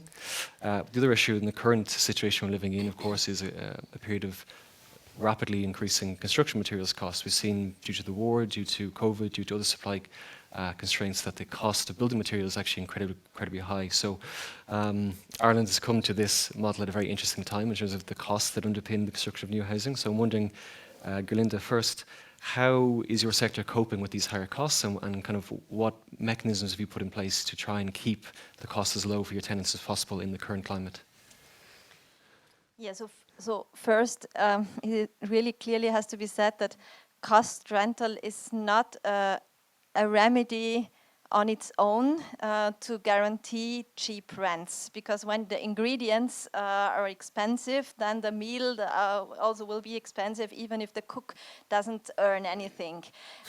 So when the land costs are rising, then it's in the direct translation also the cost rent would rise. That means, of course, we need land policy. We need the help from the assistance, the help from the public authorities. We need a good land policy, and I would say in Vienna in general, there are very good also tradition in land policy, starting with an active land policy with a fund, a public fund that is buying land and then delivering it to limited profit housing associations. And also there is quite a new specific land use category, saying that 2/3 of the larger new developments have to be subsidized subsidized housing, and with a cap on the land price on this part. So 2/3 is quite a high part. And so there it's clear we cannot make it on our own. The land price is really something where we need the public sector, the government, and a good policy. And for the construction costs, of course, it's a little bit more trickier, because there usually the government cannot help a lot. I would say the good thing is that our members are also market players, and if they have a certain, let's say, market share, they also have quite a power to negotiate. but to be honest, in the situation that we have right now, also the possibility to negotiate comes to an end, because also the other side cannot really move around. So it's really a hard situation at the moment. Yeah, we are struggling with that. There are already several projects put on hold because they're just not, the moment, not feasible. But again, sometimes the regions or the municipalities help or come closer to us by raising, for instance, either the limits for the maximum construction costs, or even better, to raise the public loans or the public grants. And in the Danish context, how are you coping with the current prices? But it's in some way it's comparison to the things that Gerlinde is saying. We are struggling as well, especially the building prices, the material prices, everything in once. It's like the perfect storm right now. We have the construction prices going up, the land prices as well, and we are struggling, and we're trying to figure out how to actually build the buildings where we have planned and developed. We have an upper limit on how much we can pay to new constructions, or how much we can and pay for new buildings, and we have that because it's a good thing. It keeps the rent low, and that's why we have a cap on how much it actually can cost to build a new non-profit housing in Denmark. So it's a good thing in a structural manner, but when we have a scenario like now where the prices have risen so much as we see, it completely stops the building of new housing in Denmark, non-profit housing. So it is a clear barrier, and it's a problem. And now we are trying to from the political side, the politicians are trying to think in solutions, and we're glad to see that some agreements are made. We had a new housing agreement just this spring, and in that there's a support scheme to buy, actually a support to buy some of the land, especially in the bigger cities, Copenhagen. So they get a support scheme up to 20% extra to buy the land. And we're trying to figure out how to navigate inside the gap we have. There could also be a support system like 20% in a period of time where we see these high construction prices. I think when we look maybe down the road, 5 years down, hopefully we will go back to a more normal scenario in the material. This is also caused by a COVID crisis, a supply crisis, and hopefully it will be better again in some point. But in a short period of time, we are struggling, and we need some political solutions. So, but I can hear that it's a common thing, and it's across all countries. Well, I'm wondering about the Helsinki context, actually, because as we mentioned earlier, you have a slightly different approach to the rent setting in Finland, where it sets the cost basis actually at the level of the provider, not at the block. So maybe in Helsinki you have a better situation in the current climate because you can equalize the rents between the newer and the older buildings, right? Yes, that is true. It helps a little bit. But still, I think the challenges are the same anyway. The construction prices are so high that and because we have this system where the state office ARA is supervising us and has to accept all the construction prices, and if they go too high, we can't build them. But yeah, that is a problem. But I think all our projects so far we have been able to start, but we are a little bit worried about that. But then one thing. And about the land, in Finland we have this system where state and all the big municipalities have made agreements about how much social housing there should be in each city. And in Helsinki it's 30% of everything. So, and we get the plots from the city of Helsinki, and it's rental, and it's a little bit subsidized also, this rent, so that is not such a big problem for us. But one thing that we have been trying very hard to do is to to tackle the problem with growing energy prices. And in Finland, I think we have the coldest winters from you here, coldest winters, and that's why we have the biggest consumption of energy in our housing, and in our rents they always cover heating. So we have been already for many years in all renovations we have been trying to reduce energy consumption, but it's still there are the costs and of those investments and everything. But that's one thing how we are trying to help to keep the rents also affordable. Perfect. I think, well, we'll hear from Clwyd in more detail, so maybe you'll cover this issue from your point of view in the next session. We officially are finished this panel, but maybe I'll let time for just maybe one question, if that's fine. If anyone has a really burning question they want to bring in. I was thinking I'm going to suggest that we continue, so we have time for another couple of questions if people want to, and we'll then just take a minute or two rather than leaving the room now, and we'll just continue into the third session if people are okay with that and prefer to keep the discussion going. Just to say we are virtual as well, so there are just under 100 people watching us live at home in Ireland and in other countries. So we do have time for questions. So sure. if we have the second mic. The gentleman here at the white. I'll just, yeah.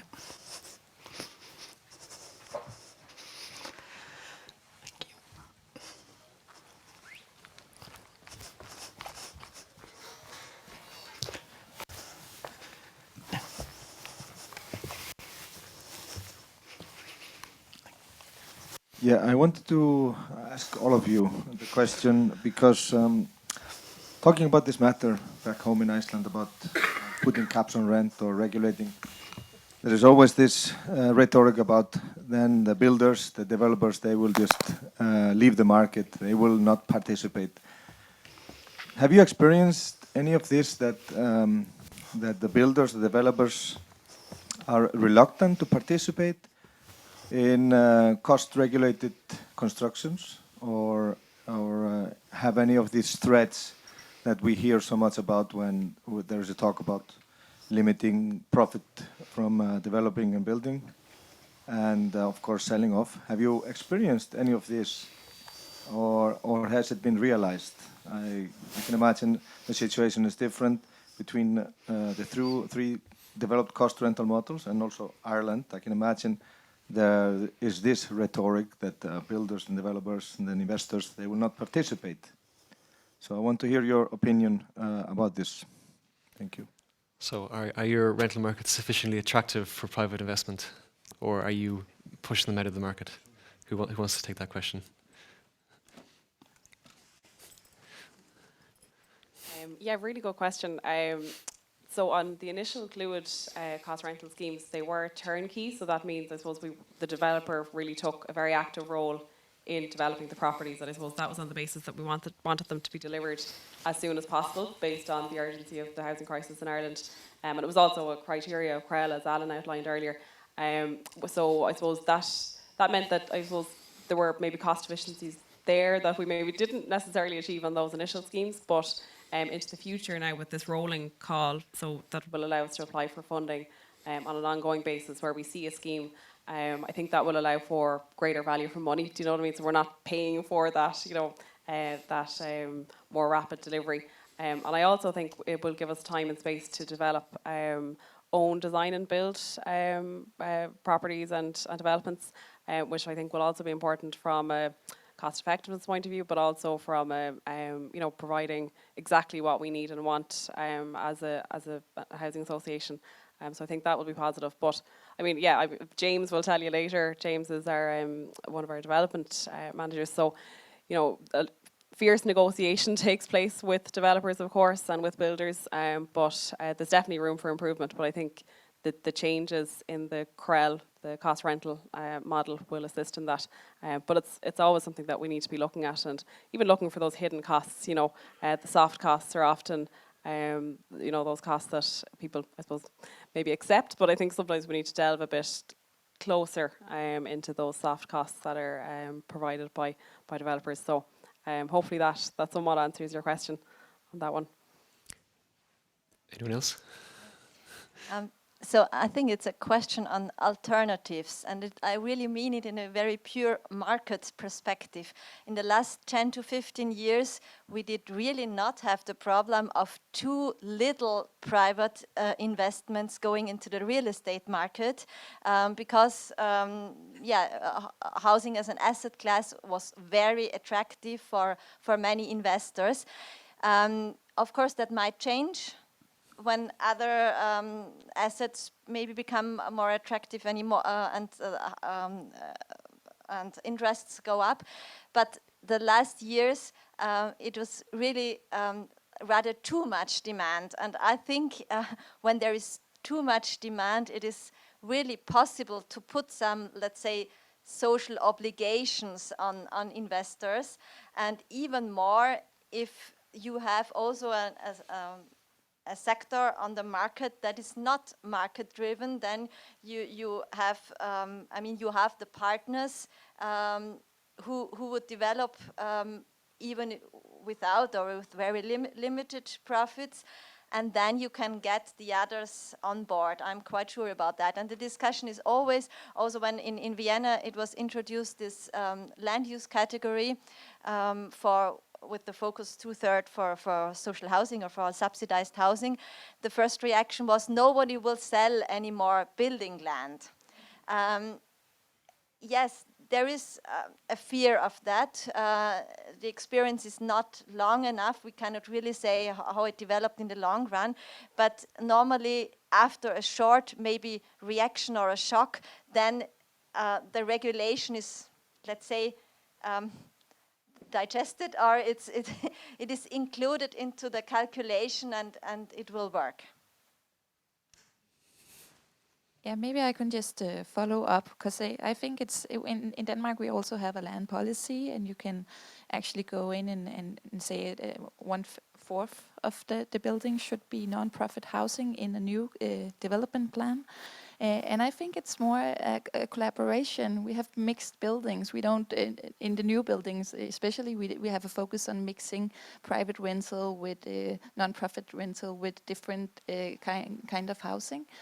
So I think the collaboration thought, and that they have to collaborate on the buildings, actually it puts a better climate in the negotiations, at least, because they try to figure out how to build the buildings, even though the prices have risen, and even though it seems almost impossible to build underneath the limit we have in the Danish housing sector, the non-profit housing sector.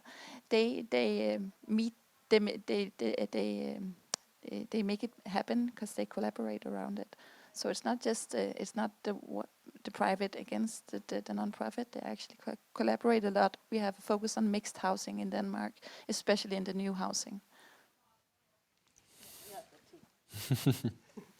Yes, a little bit the same in Finland also, but I have to say that although we are sort of subsidized and controlled and cost rental, but we have to work with the market, with the actors in the market, the construction companies, and there we are playing according to the market laws, and there are times when private market is very hot, and then we don't get too many bids from the construction companies, and it has been like that in Finland for some years now, and I think it's going down a little bit, but then there's another reason why we can't get bids right now, because of the crisis everywhere, and lack of steel, for example. So it varies, but I don't see much. It's cooperation, or I would say also. We have time for one more. One Yes. more question here. Well, I have two questions actually. So maybe we'll just, if we take your question and then your question, and then we'll bring it to the panel. Yeah. Okay. This is for the Danish participant. Because the non-profit sector, the allmänne boliger, in Denmark has some issues with the passing of the ghetto laws. So I'm wondering, how is that affecting the non-profit sector overall, and what is happening with the tenants that are affected by the ghetto laws? And then take just the Thank second you. question. And then we'll just take the second Yeah. question. Yeah, I have two questions. I hope that's okay. okay. One on the revolving elements. So, I mean, there's this general factor that after the initial costs are refinanced, how to that this money from these older buildings is used for new projects. Is that in your systems on the project base, or like basically cost rental? Is it on the company base, or is it on the sector base? So how does this revolving element work? Is there any experiences with sector based that like surplus goes to other companies, or does it always stays in the company? Does it always, so that's the one. And the other one for the Irish model, I was interested. So you basically only use state land, if I understood it correctly, or mostly.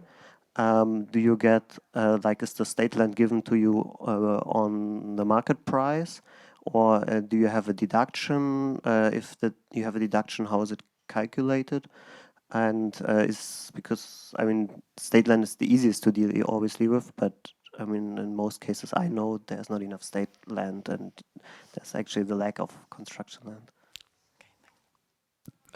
If I'm not being so bold, I might answer the first of your two questions about how the revolving fund works. So I think, if I'm correct, in Austria, it's the company who holds the revolving fund internally. So the company recycles the money within the company, right? Yeah, in fact, there are several revolving funds. I think you were referring to in fact, the rents that are calculated after all loans are paid off. Then it's the basic rent. Yeah, so as long as there is the cost rent, it is bound on the development, on the building. But then after, when you quit this cost rent phase and you come to this basic rent phase, then it is equity formation for the company. And so this equity can be used then for, or has to be used for, new construction. But there are also other revolving funds. For instance, the public subsidies usually are revolving funds, since it's mostly loans. It's also revolving. And the third revolving fund is this maintenance and improvement fund that we have, that is a part of the rent dedicated to be invested into the building for maintenance and for improvements. And that again is totally bound to the building. And in case it would not be used, it even has to be paid back to the tenant, which never happens because it is used. Maybe so very, very quickly on that, and then we'll come on to the questions. But yeah, similar to Austria, we have a revolving fund. The National Building Fund is behind the Danish non-profit housing sector, and it's after you pay out the loans, you pay into the National Building Fund, and in that sense, you pay into a fund that's solidary. So you give money, or the rent goes into the fund, and it goes out to the sector again, revolving into renovation work, new buildings, social social instances, and everything. But I think we also have the local disposition fund. So each department has their local fund, and that's how they pay the maintenance or the renovation work, smaller works in the apartment. So they are completely separated from each other. But they have the big motor on top of that, and that's the National Building Fund. So very quickly, in Iceland, in Finland, the revolving element is company-based, right? At the company level. Well, yes, we are cost rental on company level, so everything is just company loan and company costs. So that's how it works. Yes, and then. Yes, on the question from the first lady. Yeah, difficult question, I know. A different question, but I know why you're asking, because it's right now it's happening. It's a special law, the Gutheil law, and it's not my name, but it's the term of it. It went into force in 2018, and it has a focus on the more vulnerable social and non-profit housing areas. It's I think 3 or 4% of our buildings, so it's not the entire market, but it has an impact on the market right now. It's huge development plans that are forced out in these areas that are more vulnerable. There's certain criteria that determine if they're vulnerable. We didn't set them, but the politicians did. There are huge development plans where some places tear down the buildings, some places develop the areas, open up the areas for the surrounding cities. But it has an impact because you move some people out of the areas that have to move into some new homes, and you have to have the new homes that they can move into. And it's not a problem yet, but there is among the tenants, there is of course not. And they're moving out of their homes, so it's not really. There is some what do you call it? They're not just doing this willingly. They're really trying to not move out. So there are some issues right now where we're trying to determine if it's against human rights. There's some laws that has to be cleared out about that. But it's a huge impact right now. And then to conclude the question on the use of land in Ireland. Yeah, really good question. I was going to actually touch on it later. So yeah, it's a mix of state and private land. And in terms of the cost of the land, it's usually at a nominal fee, so it's in a low fee. But that does depend across local authorities, from local authority to local authority, and also it depends on the scheme itself. There is sometimes a bit of reticence maybe from councillors around, giving away land for free.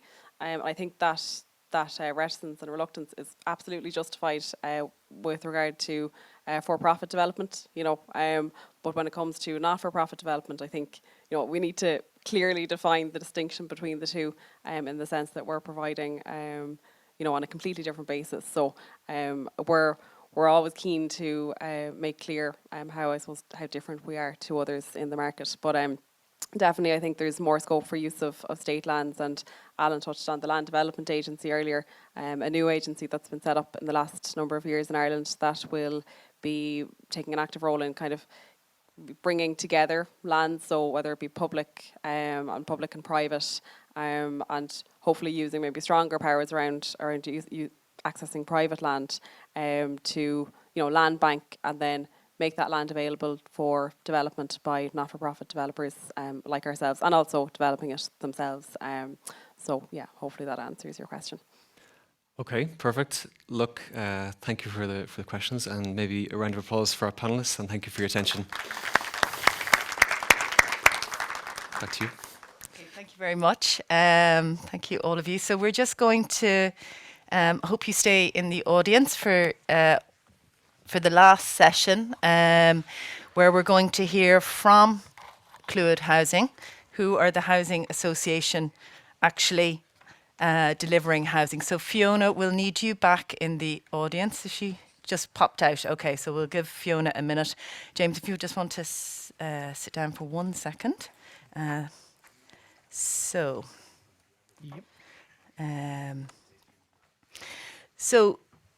James and Fiona are going to speak about the reality now of delivering cost rental homes in Ireland. Firstly, we'll hear from James. James O'Halloran is a senior supply manager with Clúid Housing.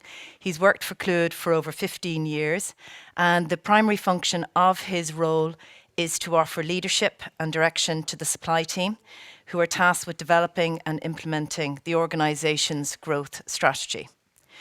Following on from James, we're going to hear from Fiona Duncan, who was just taking part in that panel. She is the policy manager with Clúid Housing, where she's worked for almost 3 years. Prior to this, she worked in policy and communications in several other housing and non-for-profit organisations, including Cooperative Housing Ireland. And again, we'll hear from both presenters, and then at the end there will be time for further questions from yourself in the audience. So, James, if you want to come up and... Yeah, you may start. Yeah. Boa tarde, Hiva Ilse Fiva, Guten Abend, bienvenue. I'm not sure what else I need to cover, but to our people back in Ireland, Fáilte, you're all very welcome to Helsinki. We arrived on Monday and we are thoroughly enjoying your city. So thank you for the warm welcome. Cost rental. And how do we deliver class rental? I suppose before I start, let's set a little bit of context in terms of Ireland. We are a nation on the west of Europe. We are an island nation. We consist of 32 counties, but that's where Ireland consists of. But we operate within 26 counties. And the reason we operate in 26 counties is that 6 counties are part of Northern Ireland. We don't develop in those counties. Like all Irishmen, just very, very quickly, wouldn't we love to have a cost rental or social home on the west coast of Ireland?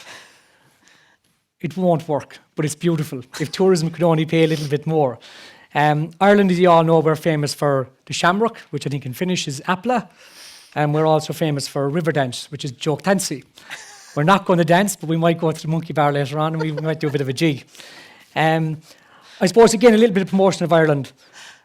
This is Kova, which is the southeast coast of Cork. It's a harbour town, famous for the Titanic, which was its last final port of call before its maiden voyage to New York. And you can see the candy colour houses that reach down into the harbour. An absolutely beautiful place to live. In terms of cost rental, possibly not a viable option for us. But for social housing and employment and proximity to services, it's a great location. This is my favourite one. This is Skellig Michael, which is just located off the west coast of Kerry. Very, very famous for its part and its role in the Star Wars movie. And in Finland, that's Tahi and Soda, I think. And again, beautiful place, but cost rental or social housing wouldn't work there. In terms of context, I think it's important that I have excluded Northern Ireland for the context of this conversation. It's the 26 counties in the Republic of Ireland that we operate in. In terms of scale, we are just over 84,000 square kilometres. In terms of Finland, I believe you're 340,000 kilometres. We have the same issues. We're much, much smaller, but we have a housing issue, both on the social side and a cost rental side. And with Include, what we're trying to do is deliver as much housing as we possibly can to the market. We've been doing it for the last 27 years for social housing. We're now going on a very, very brave adventure with our colleagues in the Department of the Housing Agency to deliver cost rental homes. So just very quickly about Clúid, we're in operation for the last 27 years. We manage over 9,132 properties and we have 24,000 residents. The map shows 26 different counties. The numbers relate to the amount of properties that we have in each county. So while we have a national policy, we have a national plan to deliver homes, each plan is influenced hugely by each local authority within that county area. So that's very, very important in the context of cost rental. In Ireland, we have 4 big cities. We have Dublin on the east, we have Cork on the southwest, we have Galway and we have Limerick. And I think going forward, in the short term, we're going to be delivering cost rental homes in those locations. For 2 reasons. One, it's viable, but we also have a management presence. We're able to manage the properties, maintain the properties, offer advice to tenants when they're coming in, and give comfort and solace, which is an Irish word, to the people we partner with, that they know we're a safe bet.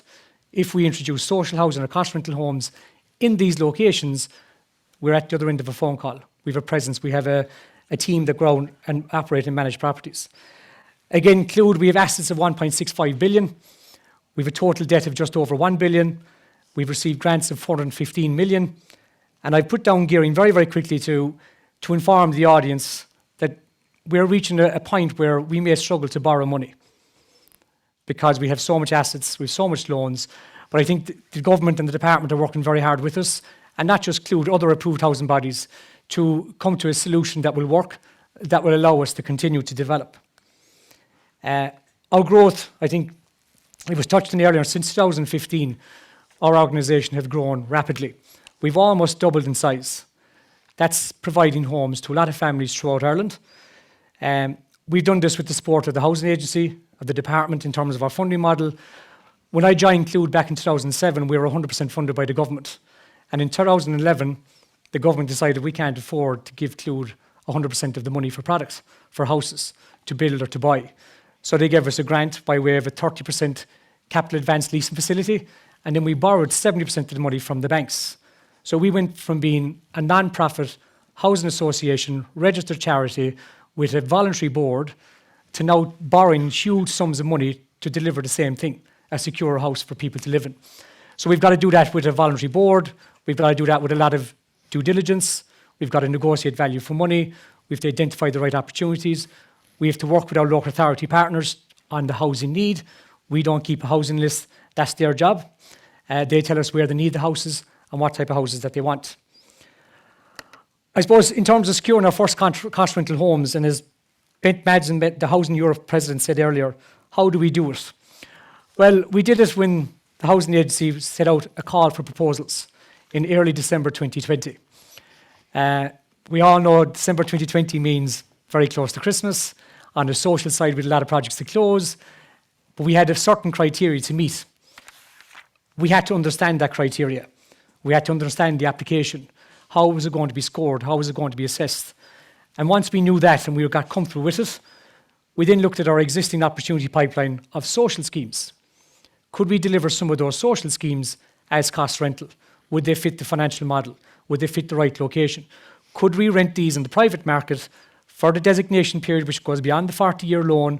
In the initial CREL call one, it was for 70 years as earmarked, which was you're given a commitment to our funders, the HFA, that we can deliver these houses for cost rental for the next 70 years. I think we got it down to 50 years in the application, which is very, very important. I suppose we also looked at who could we work with and what can they deliver. And a colleague in the audience asked the question about the private entity, the private markets and developers. They see Clued, they see the Housing Agency Department as a safe bet. So when they start the journey with us on a project, be it assessment or design or planning, they know we're going to deliver. We've got a very, very good track record. While our contracts are conditional, we still commit. And we'll do everything we possibly can to give those people comfort that we can deliver that scheme. We have challenges, of course we do. We have obstacles, we have arguments. That's part of our job, that's part of my job, to make sure that we can resolve those issues. But if you don't get guys on board at the very, very start of your journey, don't expect them to be there at the end. So we spend a lot of time at the very, very start understanding the process so we can explain it to these people, answer their questions. And as the lads mentioned earlier, it is a very, very new process to Ireland. We are playing catch up, but we will catch up. We're very enthusiastic about it, about doing it. We need to bring our partners with us. So in order for our partners, we identified the key stakeholders. And because we had a very short turnaround time for product, we worked with the guys that deliver social housing for two reasons. They have a track record. We know who they are. They're well-built properties on the social side, and tenure should be blind. The cost rental should be the exact same in terms of quality, and the reverse goes for social housing. You should not be able to tell the difference. So we reviewed the proposals and we assessed the projects. So our key partners in our first cost rental homes that we delivered are Glenveagh Homes. They're probably the biggest and busiest and largest housing provider in Ireland. We have a very, very good relationship with them. They're very enthusiastic about the cost rental model. They want to stay in the space going forward for two reasons. It's a guaranteed exit, it's a professional landlord like we are, and it helps provide tenure mix in their private estates as well as their social housing estates. We also worked with O'Callaghan Properties, who are a very, very well-established company in the southwest of Ireland. They've developed commercial property, large residential developments, both in Ireland and in the UK. So they were our two key partners to go to in our cost rental projects, because we knew they could deliver, they understand the process, or they want to get involved in the process. Obviously, we couldn't do the schemes without the Housing Agency. They came up with a very, very strict turnaround time. Many of the conversation I had with Gwen on a Friday evening at 7 o'clock, going through the application, trying to understand the process, again, to make it as smooth as possible for ourselves, our delivery partners, and for the people that are ultimately expecting these homes. Without the department help, this scheme would not have happened. It wouldn't have started. And I think I'd like to congratulate the department on the bravery to take this step to deliver a new tenure mix to Ireland. And it is very, very new. It will evolve, but I think we're all in it for the long term. So that's very, very important. And the HFA is our housing finance agency. They're the guys with the purse strings. They're the guys that decide, is that really value for money? Are you getting bang for your buck? Have you got the right spec? Insurance for our consultants, for the developers' consultants, is very, very important. And that's a different set of criteria that wasn't involved in the application process. But it was something that we need to be aware of when we were doing this scheme. Our first home was in Barnhall Meadows, Leixlip, County Kildare. So what you're going to see from our pilot schemes, they're on the east coast predominantly. They're on the east coast, because if you draw a line through the middle of Ireland, the east coast, which is closer to Europe, that's where all the employment is. That's where the most houses are being developed. On the west coast, where I showed you the picture of the Cliffs of Moher, very isolated. You've a lot of detached properties. You've no critical mass in terms of providing a service or the need for social housing. It's there, but it's not as critically as important as the east coast. I suppose in Barnhall, we delivered 56 homes. They were 2 beds and 3 beds. And again, the developer was Glenveagh. This was Taylor Hill, Balbriggan, County Dublin. I think, Fiona, you were going to touch on the demand and the interest in these properties. It was mind-boggling. We could have filled these properties 20 times over in terms of the process, in terms of the need for cost rental homes in Ireland. Again, the mix, and Fiona mentioned, because it was an acquisition, we purchased what was available within a certain time frame. Researchers showed us after the event that perhaps different type of houses might have been more suitable. But in terms of a pilot, the first project, this one was a no-brainer. Serious quality houses in a great location with a great developer in a scheme where there was already private homeowners, there was social housing, and now there's cost rental. So there's benefits for everybody. There's benefits for the developer, for the wider area, for ourselves as an organisation, so we can't fault it. I suppose the cream of the crop, which is due into management in September of this year, is closer to home where I'm from. It's Cork City. It's 73 apartments with O'Callaghan Properties. But in this block of 73 apartments, we're also getting 15 social units. So we really have a real tenure mix in that development. Apartments in the pictures you can see, back in the boom, those apartments were selling in excess of 900k for a 2-bedroom apartment. Phenomenal money. We didn't pay 900k for an apartment, but it just shows you that the people going into cost rental when these properties are available are going to be living in an unbelievable part of the city, close to schools, close to hospitals. Transportation is superb. We don't have gondolas going down the river, so it's something that we might look into. But in terms of a location, this is as good as it gets. In terms of housing for all, approved housing bodies like Clúid, Respond and TUA, they are willing to deliver cost rental. We're only one approved housing body. There's a number of the larger guys that want to get into this space. They need to understand the process better. We all jumped in. We're all willing to learn. We're all willing to adapt to make these work. But these are the targets that are set out under Housing for All. Clúid are committed to playing our part in these targets, but we also need the Department, the Housing Agency, but also developers with land, developers with planning permission. Because if we identify a site today that doesn't have planning, we have to go through that process. That's a challenge, it takes time, costs are increasing. So what we're trying to focus on in the short term is dealing with developers like Glenveagh, O'Callaghan Properties, Cairn Homes, all the big guys that have schemes with planning permission, that are looking for an exit, that we can deliver for them. So I think 22 and 23 is certainly going to be where we're going to be doing a lot of turnkey acquisitions. We're then going to be reaching out to local authorities that have land, or state agencies that have land, and to see if we can get land off them at a very, very cheap cost, and ultimately for free, because we are a charity. Our financial challenges, and this is amazing, I've heard this over the last couple of days, it's absolutely critical. It's affecting every country in Europe at the moment. Construction inflation. It's currently running at 13% when we did the slide. It's probably a little bit higher now. I think when it's going to be assessed again, it's going to be higher again. One of our challenges is we currently don't get a grant. We get 100% funding for our scheme. And when you get a loan of 100%, you have to pay it back. That's a huge challenge for us as an organisation in terms of, well, the more you have to pay back and the only income you get is the rent from the tenants, then obviously the higher the rent needs to be, while it covers your cost, your management and maintenance of the scheme as well. So that's something that we're talking to the Housing Agency Department on to see what levers we can twist and pull to make it more viable. We have a 40-year private financing period. The loan is fixed on the cost rental schemes and the pilot schemes at the time of the drawdown, which is very, very good for us. The interest rate has now changed. It's increased. That brings its own challenges. Construction costs have increased. It brings its own challenges. So everything is going one direction, and ultimately the tenant that we're all trying to serve, we need to keep those rents as cheap as possible. That's the ultimate aim, and I think that's very, very important. The cost rental pilot schemes are designated for 50 years, which is 10 years beyond the loan term. And I suppose to take Michelle's point, and you're right, Michelle, Clúid are here for the last 27 years. We believe our social properties will be in perpetuity. I can see no reason why our cost rental properties won't be the same.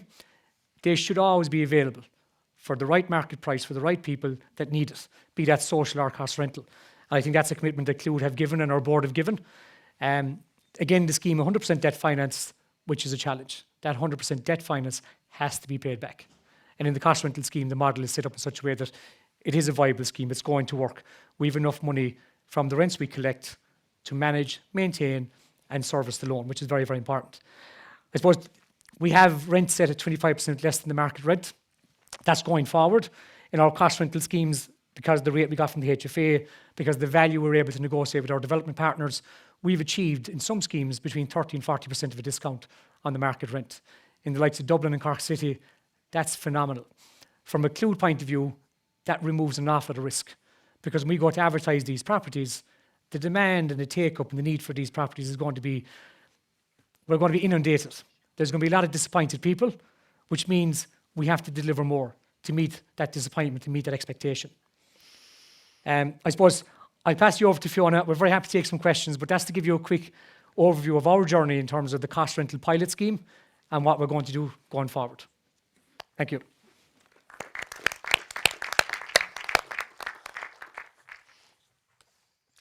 Thanks a million, everyone. And yeah, so you get to hear a bit more, I suppose, from me with regard to cost rental and I suppose the real impact on actual tenants and their lives. So I'll just move on the slide.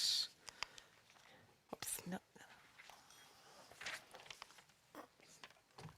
Oh, sorry. Thanks, Roslyn. Oh, perfect. Great. So yeah, just say thanks a million firstly to the organisers of the festival for selecting this topic of cost rental. I think we're quite conscious in Ireland that, you know, this is old news to a lot of you.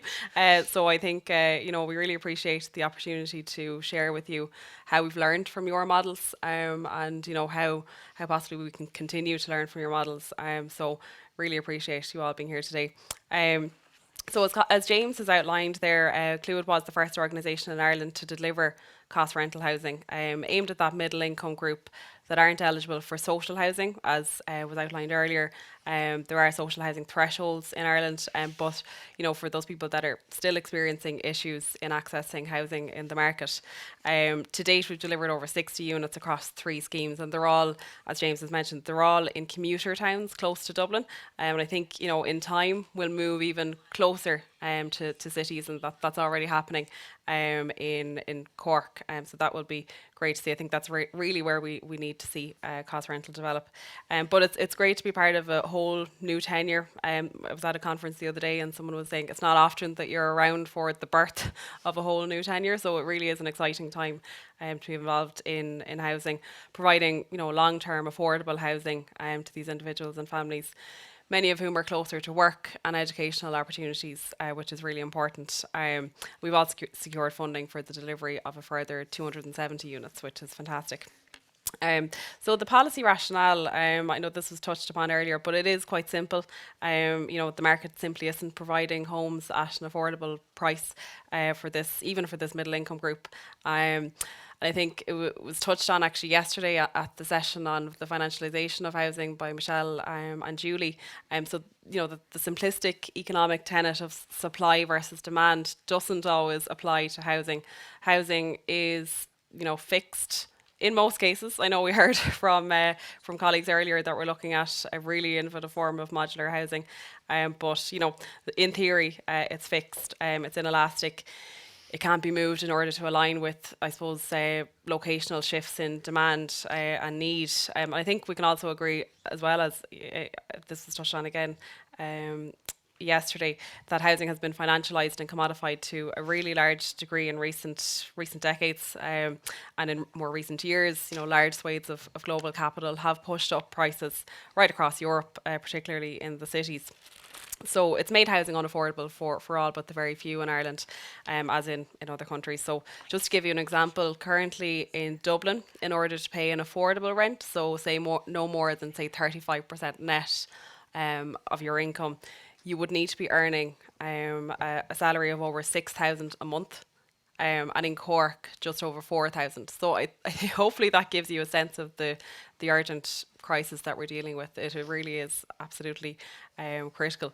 So I think cost rental is the solution to this. You know, as we develop it across time, providing housing on a purely cost basis with the profit margin and motive removed just makes sense. And you know, we did actually provide cost rental housing in Ireland previously, I suppose, in the initial iteration of social housing, and we did then move to a different model. But I think it's good that we're reincorporating it now alongside social housing. And in time, you never know, we may those two models and two tenures may merge. That might be interesting to see. But I suppose for now we're working with the two as they are. And as Alan outlined, there had been calls for a cost rental model in Ireland for many years prior to its introduction, accompanied by calls by academics, politicians, social housing providers such as ourselves. So we're delighted to see the introduction of a government loan for cost rental housing in 2020. So just moving on to the next slide then, just in terms of the tenant profile, I suppose the question we need to ask ourselves even at this early stage of development is whether cost rental is doing what it should be doing. You know, is it reaching the cohort that we wanted it to reach? Is it positively affecting their lives? Across the Clúid cost rental base, I think the answer is yes, thankfully.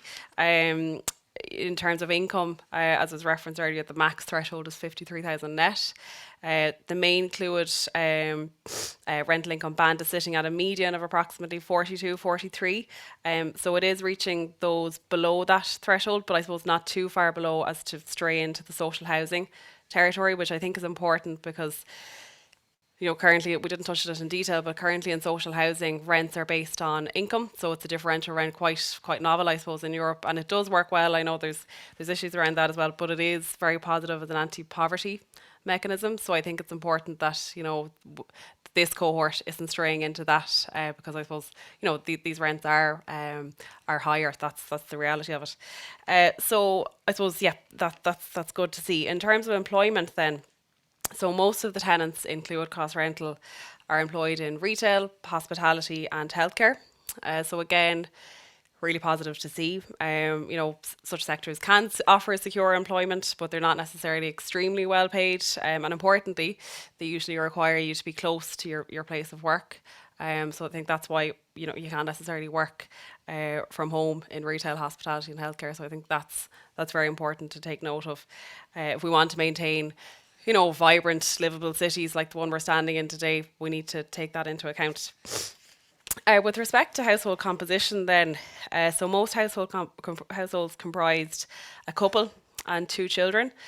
So while cost rental is for everyone, and we do have 1-bed units and we do have people with, you know, just one income, and, you know, people with one income face massive barriers in terms of accessing housing in Ireland. It is positive to see families taking up these tenancies if you consider the spiralling costs of childcare in Ireland as well as in other European countries. I think that's positive to see. And also the importance of access to school and other resources for children, you know, in those city centre locations or commuter towns. And look, cost rental is intended to be viewed as a long-term option for households, long-term secure. So it makes sense that these families would view it as an attractive option. So what we did was, just in order to offer a closer insight into the impact of cost rental, we decided to undertake a small-scale survey of our current cost rental tenants. So a total of 65 tenants were surveyed, a response rate of almost 30%, 19 responses. So look, it's a small one. We're still at the early stages, but I think we thought it was worth doing, and particularly for this conference today, just to give you a flavour of what we're looking at. So we looked at a particular set of themes. We looked at the perception of cost rental as either a short, medium or long-term option. The furnishing of cost rental units as they come semi as opposed to fully furnished. So I suppose that's important. And again, this is probably something you're thinking, that's not new, that's always the case. But it actually isn't the case in the private rental sector in Ireland. Usually the units become fully furnished, and it doesn't allow people to kind of put their own stamp on the property, which, you know, has been seen to be quite important in terms of people's housing aspirations. So the value for money of rent was the other aspect, and also whether there's any room for improvement of cost rental, which of course we would have envisaged as it is so new, and overall satisfaction levels. So just moving on to the overall results. So there's just a couple of couple of graphics there. Overall, really positive. You know, the vast majority were really satisfied with their current home. You can see it's quite obvious there, so we were delighted to see that. And you know, the fact that people are quite positive, even at this early stage when we're still ironing out, you know, details, is great to see. In terms of, you know, meeting monthly rental costs, the vast majority are not experiencing difficulties in meeting those rents. And as James said, we did achieve, you know, huge discounts really with regard to rents, and greater than we were actually required to achieve, obviously, because, you know, it's what we want to do. We want to achieve the maximum rent discount that we can. And actually, as was mentioned earlier, I think Gwen mentioned it just around the affordability test.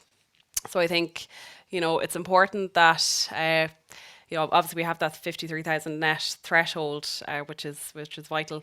But it's also important that people can actually afford this rent. You know, that we're not pushing, as I said, you know, what probably should be, say, social housing tenants into cost rental housing, and also that we're not displacing social housing with cost rental housing. We still have that requirement for it.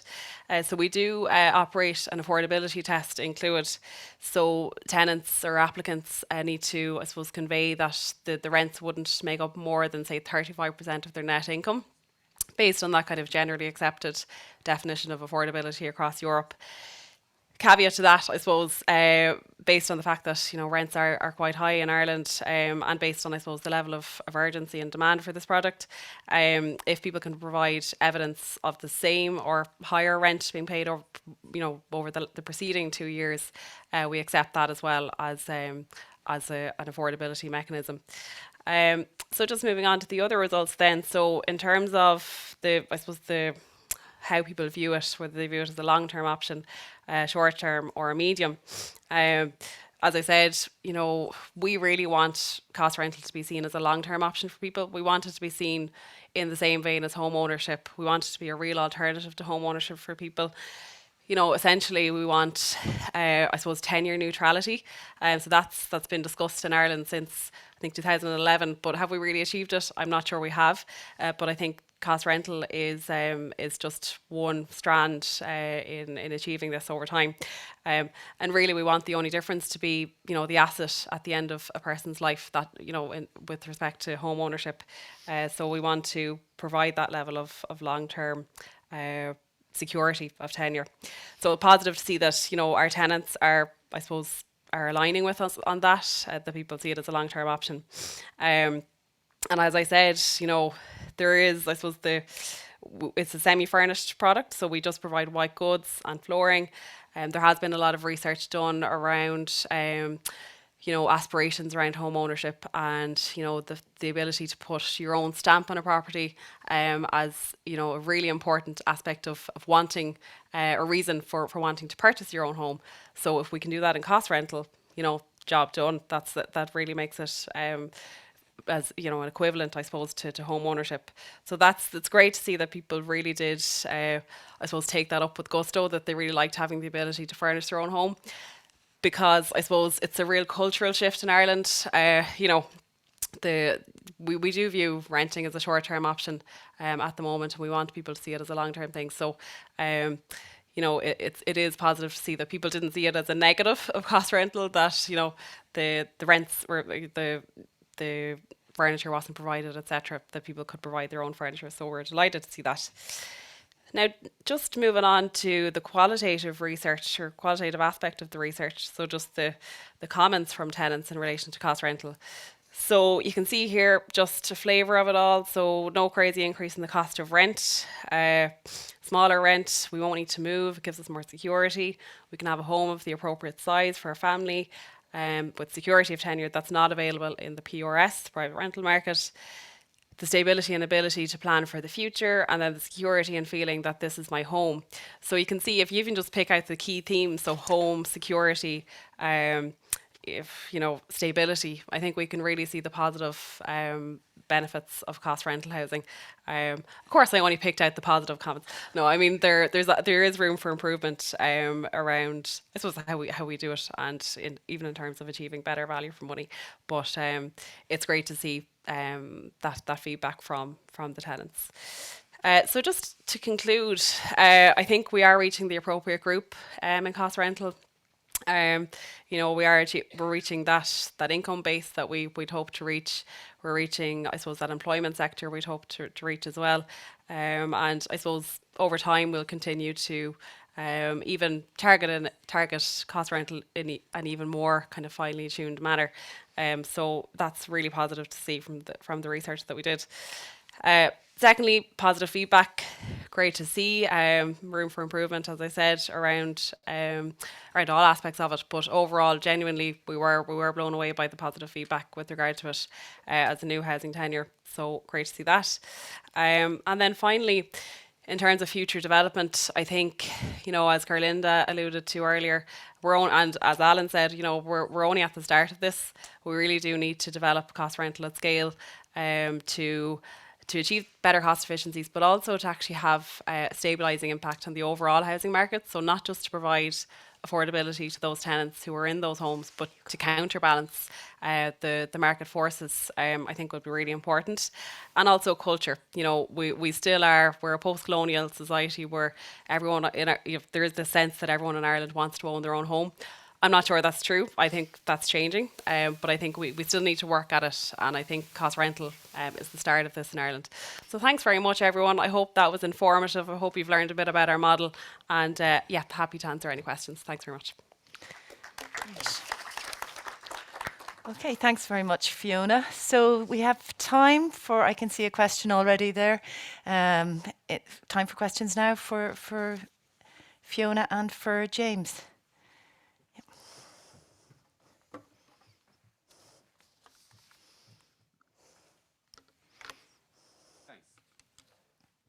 Works? Yeah. I was interested in knowing if there is any particular take on the tenants' legal situation, on their rights and obligations. Do you consider that, or is it just a general tenancy contract that you give them without any specifics or any certain rights or obligations concerning these cost rental situations? So as I said, we really want cost rental to be seen as a long-term option for people. Currently under the Residential Tenancies Act, we can't offer tenancies for more than 6 years, which is a bit unfortunate. But sorry, actually, that's literally changed this June. So we've moved now in Ireland to introducing unlimited tenancies, which is fantastic. But I suppose the cost rental schemes that came in previously were under a duration of 6 years. But that's, I suppose, in theory as opposed to in practice. In practice, that even applies to our social tenancies. But in practice, they're rolled over, and it would take a very serious breach of tenancy for any action to be taken. So it's an unlimited duration of tenancy prior to even to the introduction of this legal change in Ireland.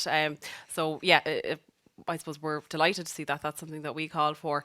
So absolutely, tenants have quite strong rights under fluid tenancies. Not the case in the PRS, the private rental sector, unfortunately. But I suppose we're trying to lead the way in terms of how things are done by landlords. Not to say that all landlords will follow suit, but no, we were really happy to see that finally we brought in that duration of unlimited duration of tenancy. Yeah. One follow-up there. Yeah. You spoke about the income brackets. Yes. Yeah. What if you fall out of that income bracket? Yeah, very good question. Yeah, so if you fall out of that income bracket, you're absolutely entitled to stay. So we absolutely don't want people to be moving from homes. We would view that, look, I know the argument has been made, would you not want to pass a cost rental tenancy on to someone, in that income bracket? But weighing up the pros and cons of building, a sustainable, vibrant community. We want people to build roots. We want people to, see it as their home. And if we kick people out, just because their income falls, their income increases, we wouldn't kick them out. But with regard to their income falling, we do actually allow, we did kind of have discussions with regard to allowing people access housing benefits. So to ensure that if their income falls or if they lose their job, that they would have access to something called the housing assistance payment. It's usually used in the PRS, but yeah, where people experience difficulties, they will have access to HAP, which is really important in terms of just providing that security. But it's also the case that where people's income increases, we don't want to lose that tenancy either. Yeah. I think we might have time for just one more question, because I think we're going to have to give the room back in this lovely library. So, thank you. How will the rents over time increase, or won't they? Is it also cost-based? So for services, for example, I'm very curious. Yeah, I'm happy to answer that one as well.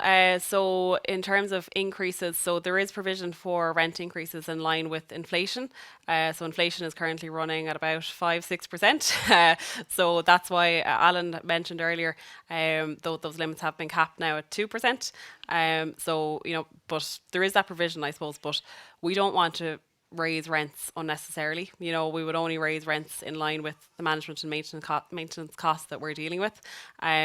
So yeah, I mean, when we reach the stage of kind of post 40 years and the loan has been paid off, then we'll need to review the situation, as I was referring to earlier, whether we would reinvest that rent into the provision of further cost rental housing, or whether we would look to reduce the rents. And I think a lot of that will depend on the kind of the social welfare provision. And as I said, the current pension system in Ireland does assume that you have no housing costs, that you've paid off your mortgage, because we are still a very strong home ownership society in Ireland, for better or worse. So I think it really will depend on all of those factors. But definitely coming here today gives us an impetus to start looking at these issues sooner rather than later. Yeah. Okay, thank you. I'd just like to thank both James and Fiona for if you want to give them a little round of applause. Thank you very much. We're just going to draw this to a close. And I just want to say that today in Ireland, we are celebrating Bloomsday. And many people are dressing up, I'm sure, and we would be all dressed up if we were at home, and celebrating that it's also 100 years since James Joyce wrote Ulysses. And that was set over the day on the 16th of June in Dublin City. Now, James Joyce himself was no stranger to insecure accommodation. He was brought up in a family whose finances were pretty rocky, or went from to a rocky stage. So, from the age of 2 in 1884, when he was living in Rathmines, until he left Ireland in 28 in 1912, when he was living on the North Circular Road, he lived in 18 different addresses around Dublin. Now that gave him a great insight into the characters around Dublin, and he wrote about these on the 16th of June when Ulysses is set. But it also meant he must have had a very difficult childhood, moving from home to home. And there are plaques all over Dublin, including on the street that I live in, which is one of the many streets that he had a home in. So in Ireland, we are at the beginning. We are at the beginning of the cost rental journey. It's very obvious when you look at the numbers, when we've had all this discussion. But and we do have a long way to catch up with Austria and Denmark and Finland. But I think from the conversations you've heard today that there's a real appetite. We really do want to provide cost rental homes, so that we hope that in 100 years' time, there'll be many people who will have grown up their childhoods in cost rental homes and have benefited from those homes that we've heard from James that they are, and Fiona, that they've started providing. So I want to thank everybody for coming today, for tuning in virtually, our audience at home. I'd like us all to give a huge thanks again to Alan, Gwen, Dara, Gerlinde, Solveig, Jaana, Fiona and James for speaking at today's event, and for really bringing, I think it did hold our attention, a very informative and an enjoyable seminar on cost rental. And just to say, I'd like to thank the team in the office at home, who you can't see, but thank you very much to Sarah and to Alex, who've been working on this today and during the week. And also the AV, the technical people here in the library who got it going, got the Zoom going for us. And finally, thanks to Housing Europe, Dara, and the City of Helsinki for organising this really wonderful conference. Thank you, everyone. So. And can I just say thank you, Roslyn, as well. Oh.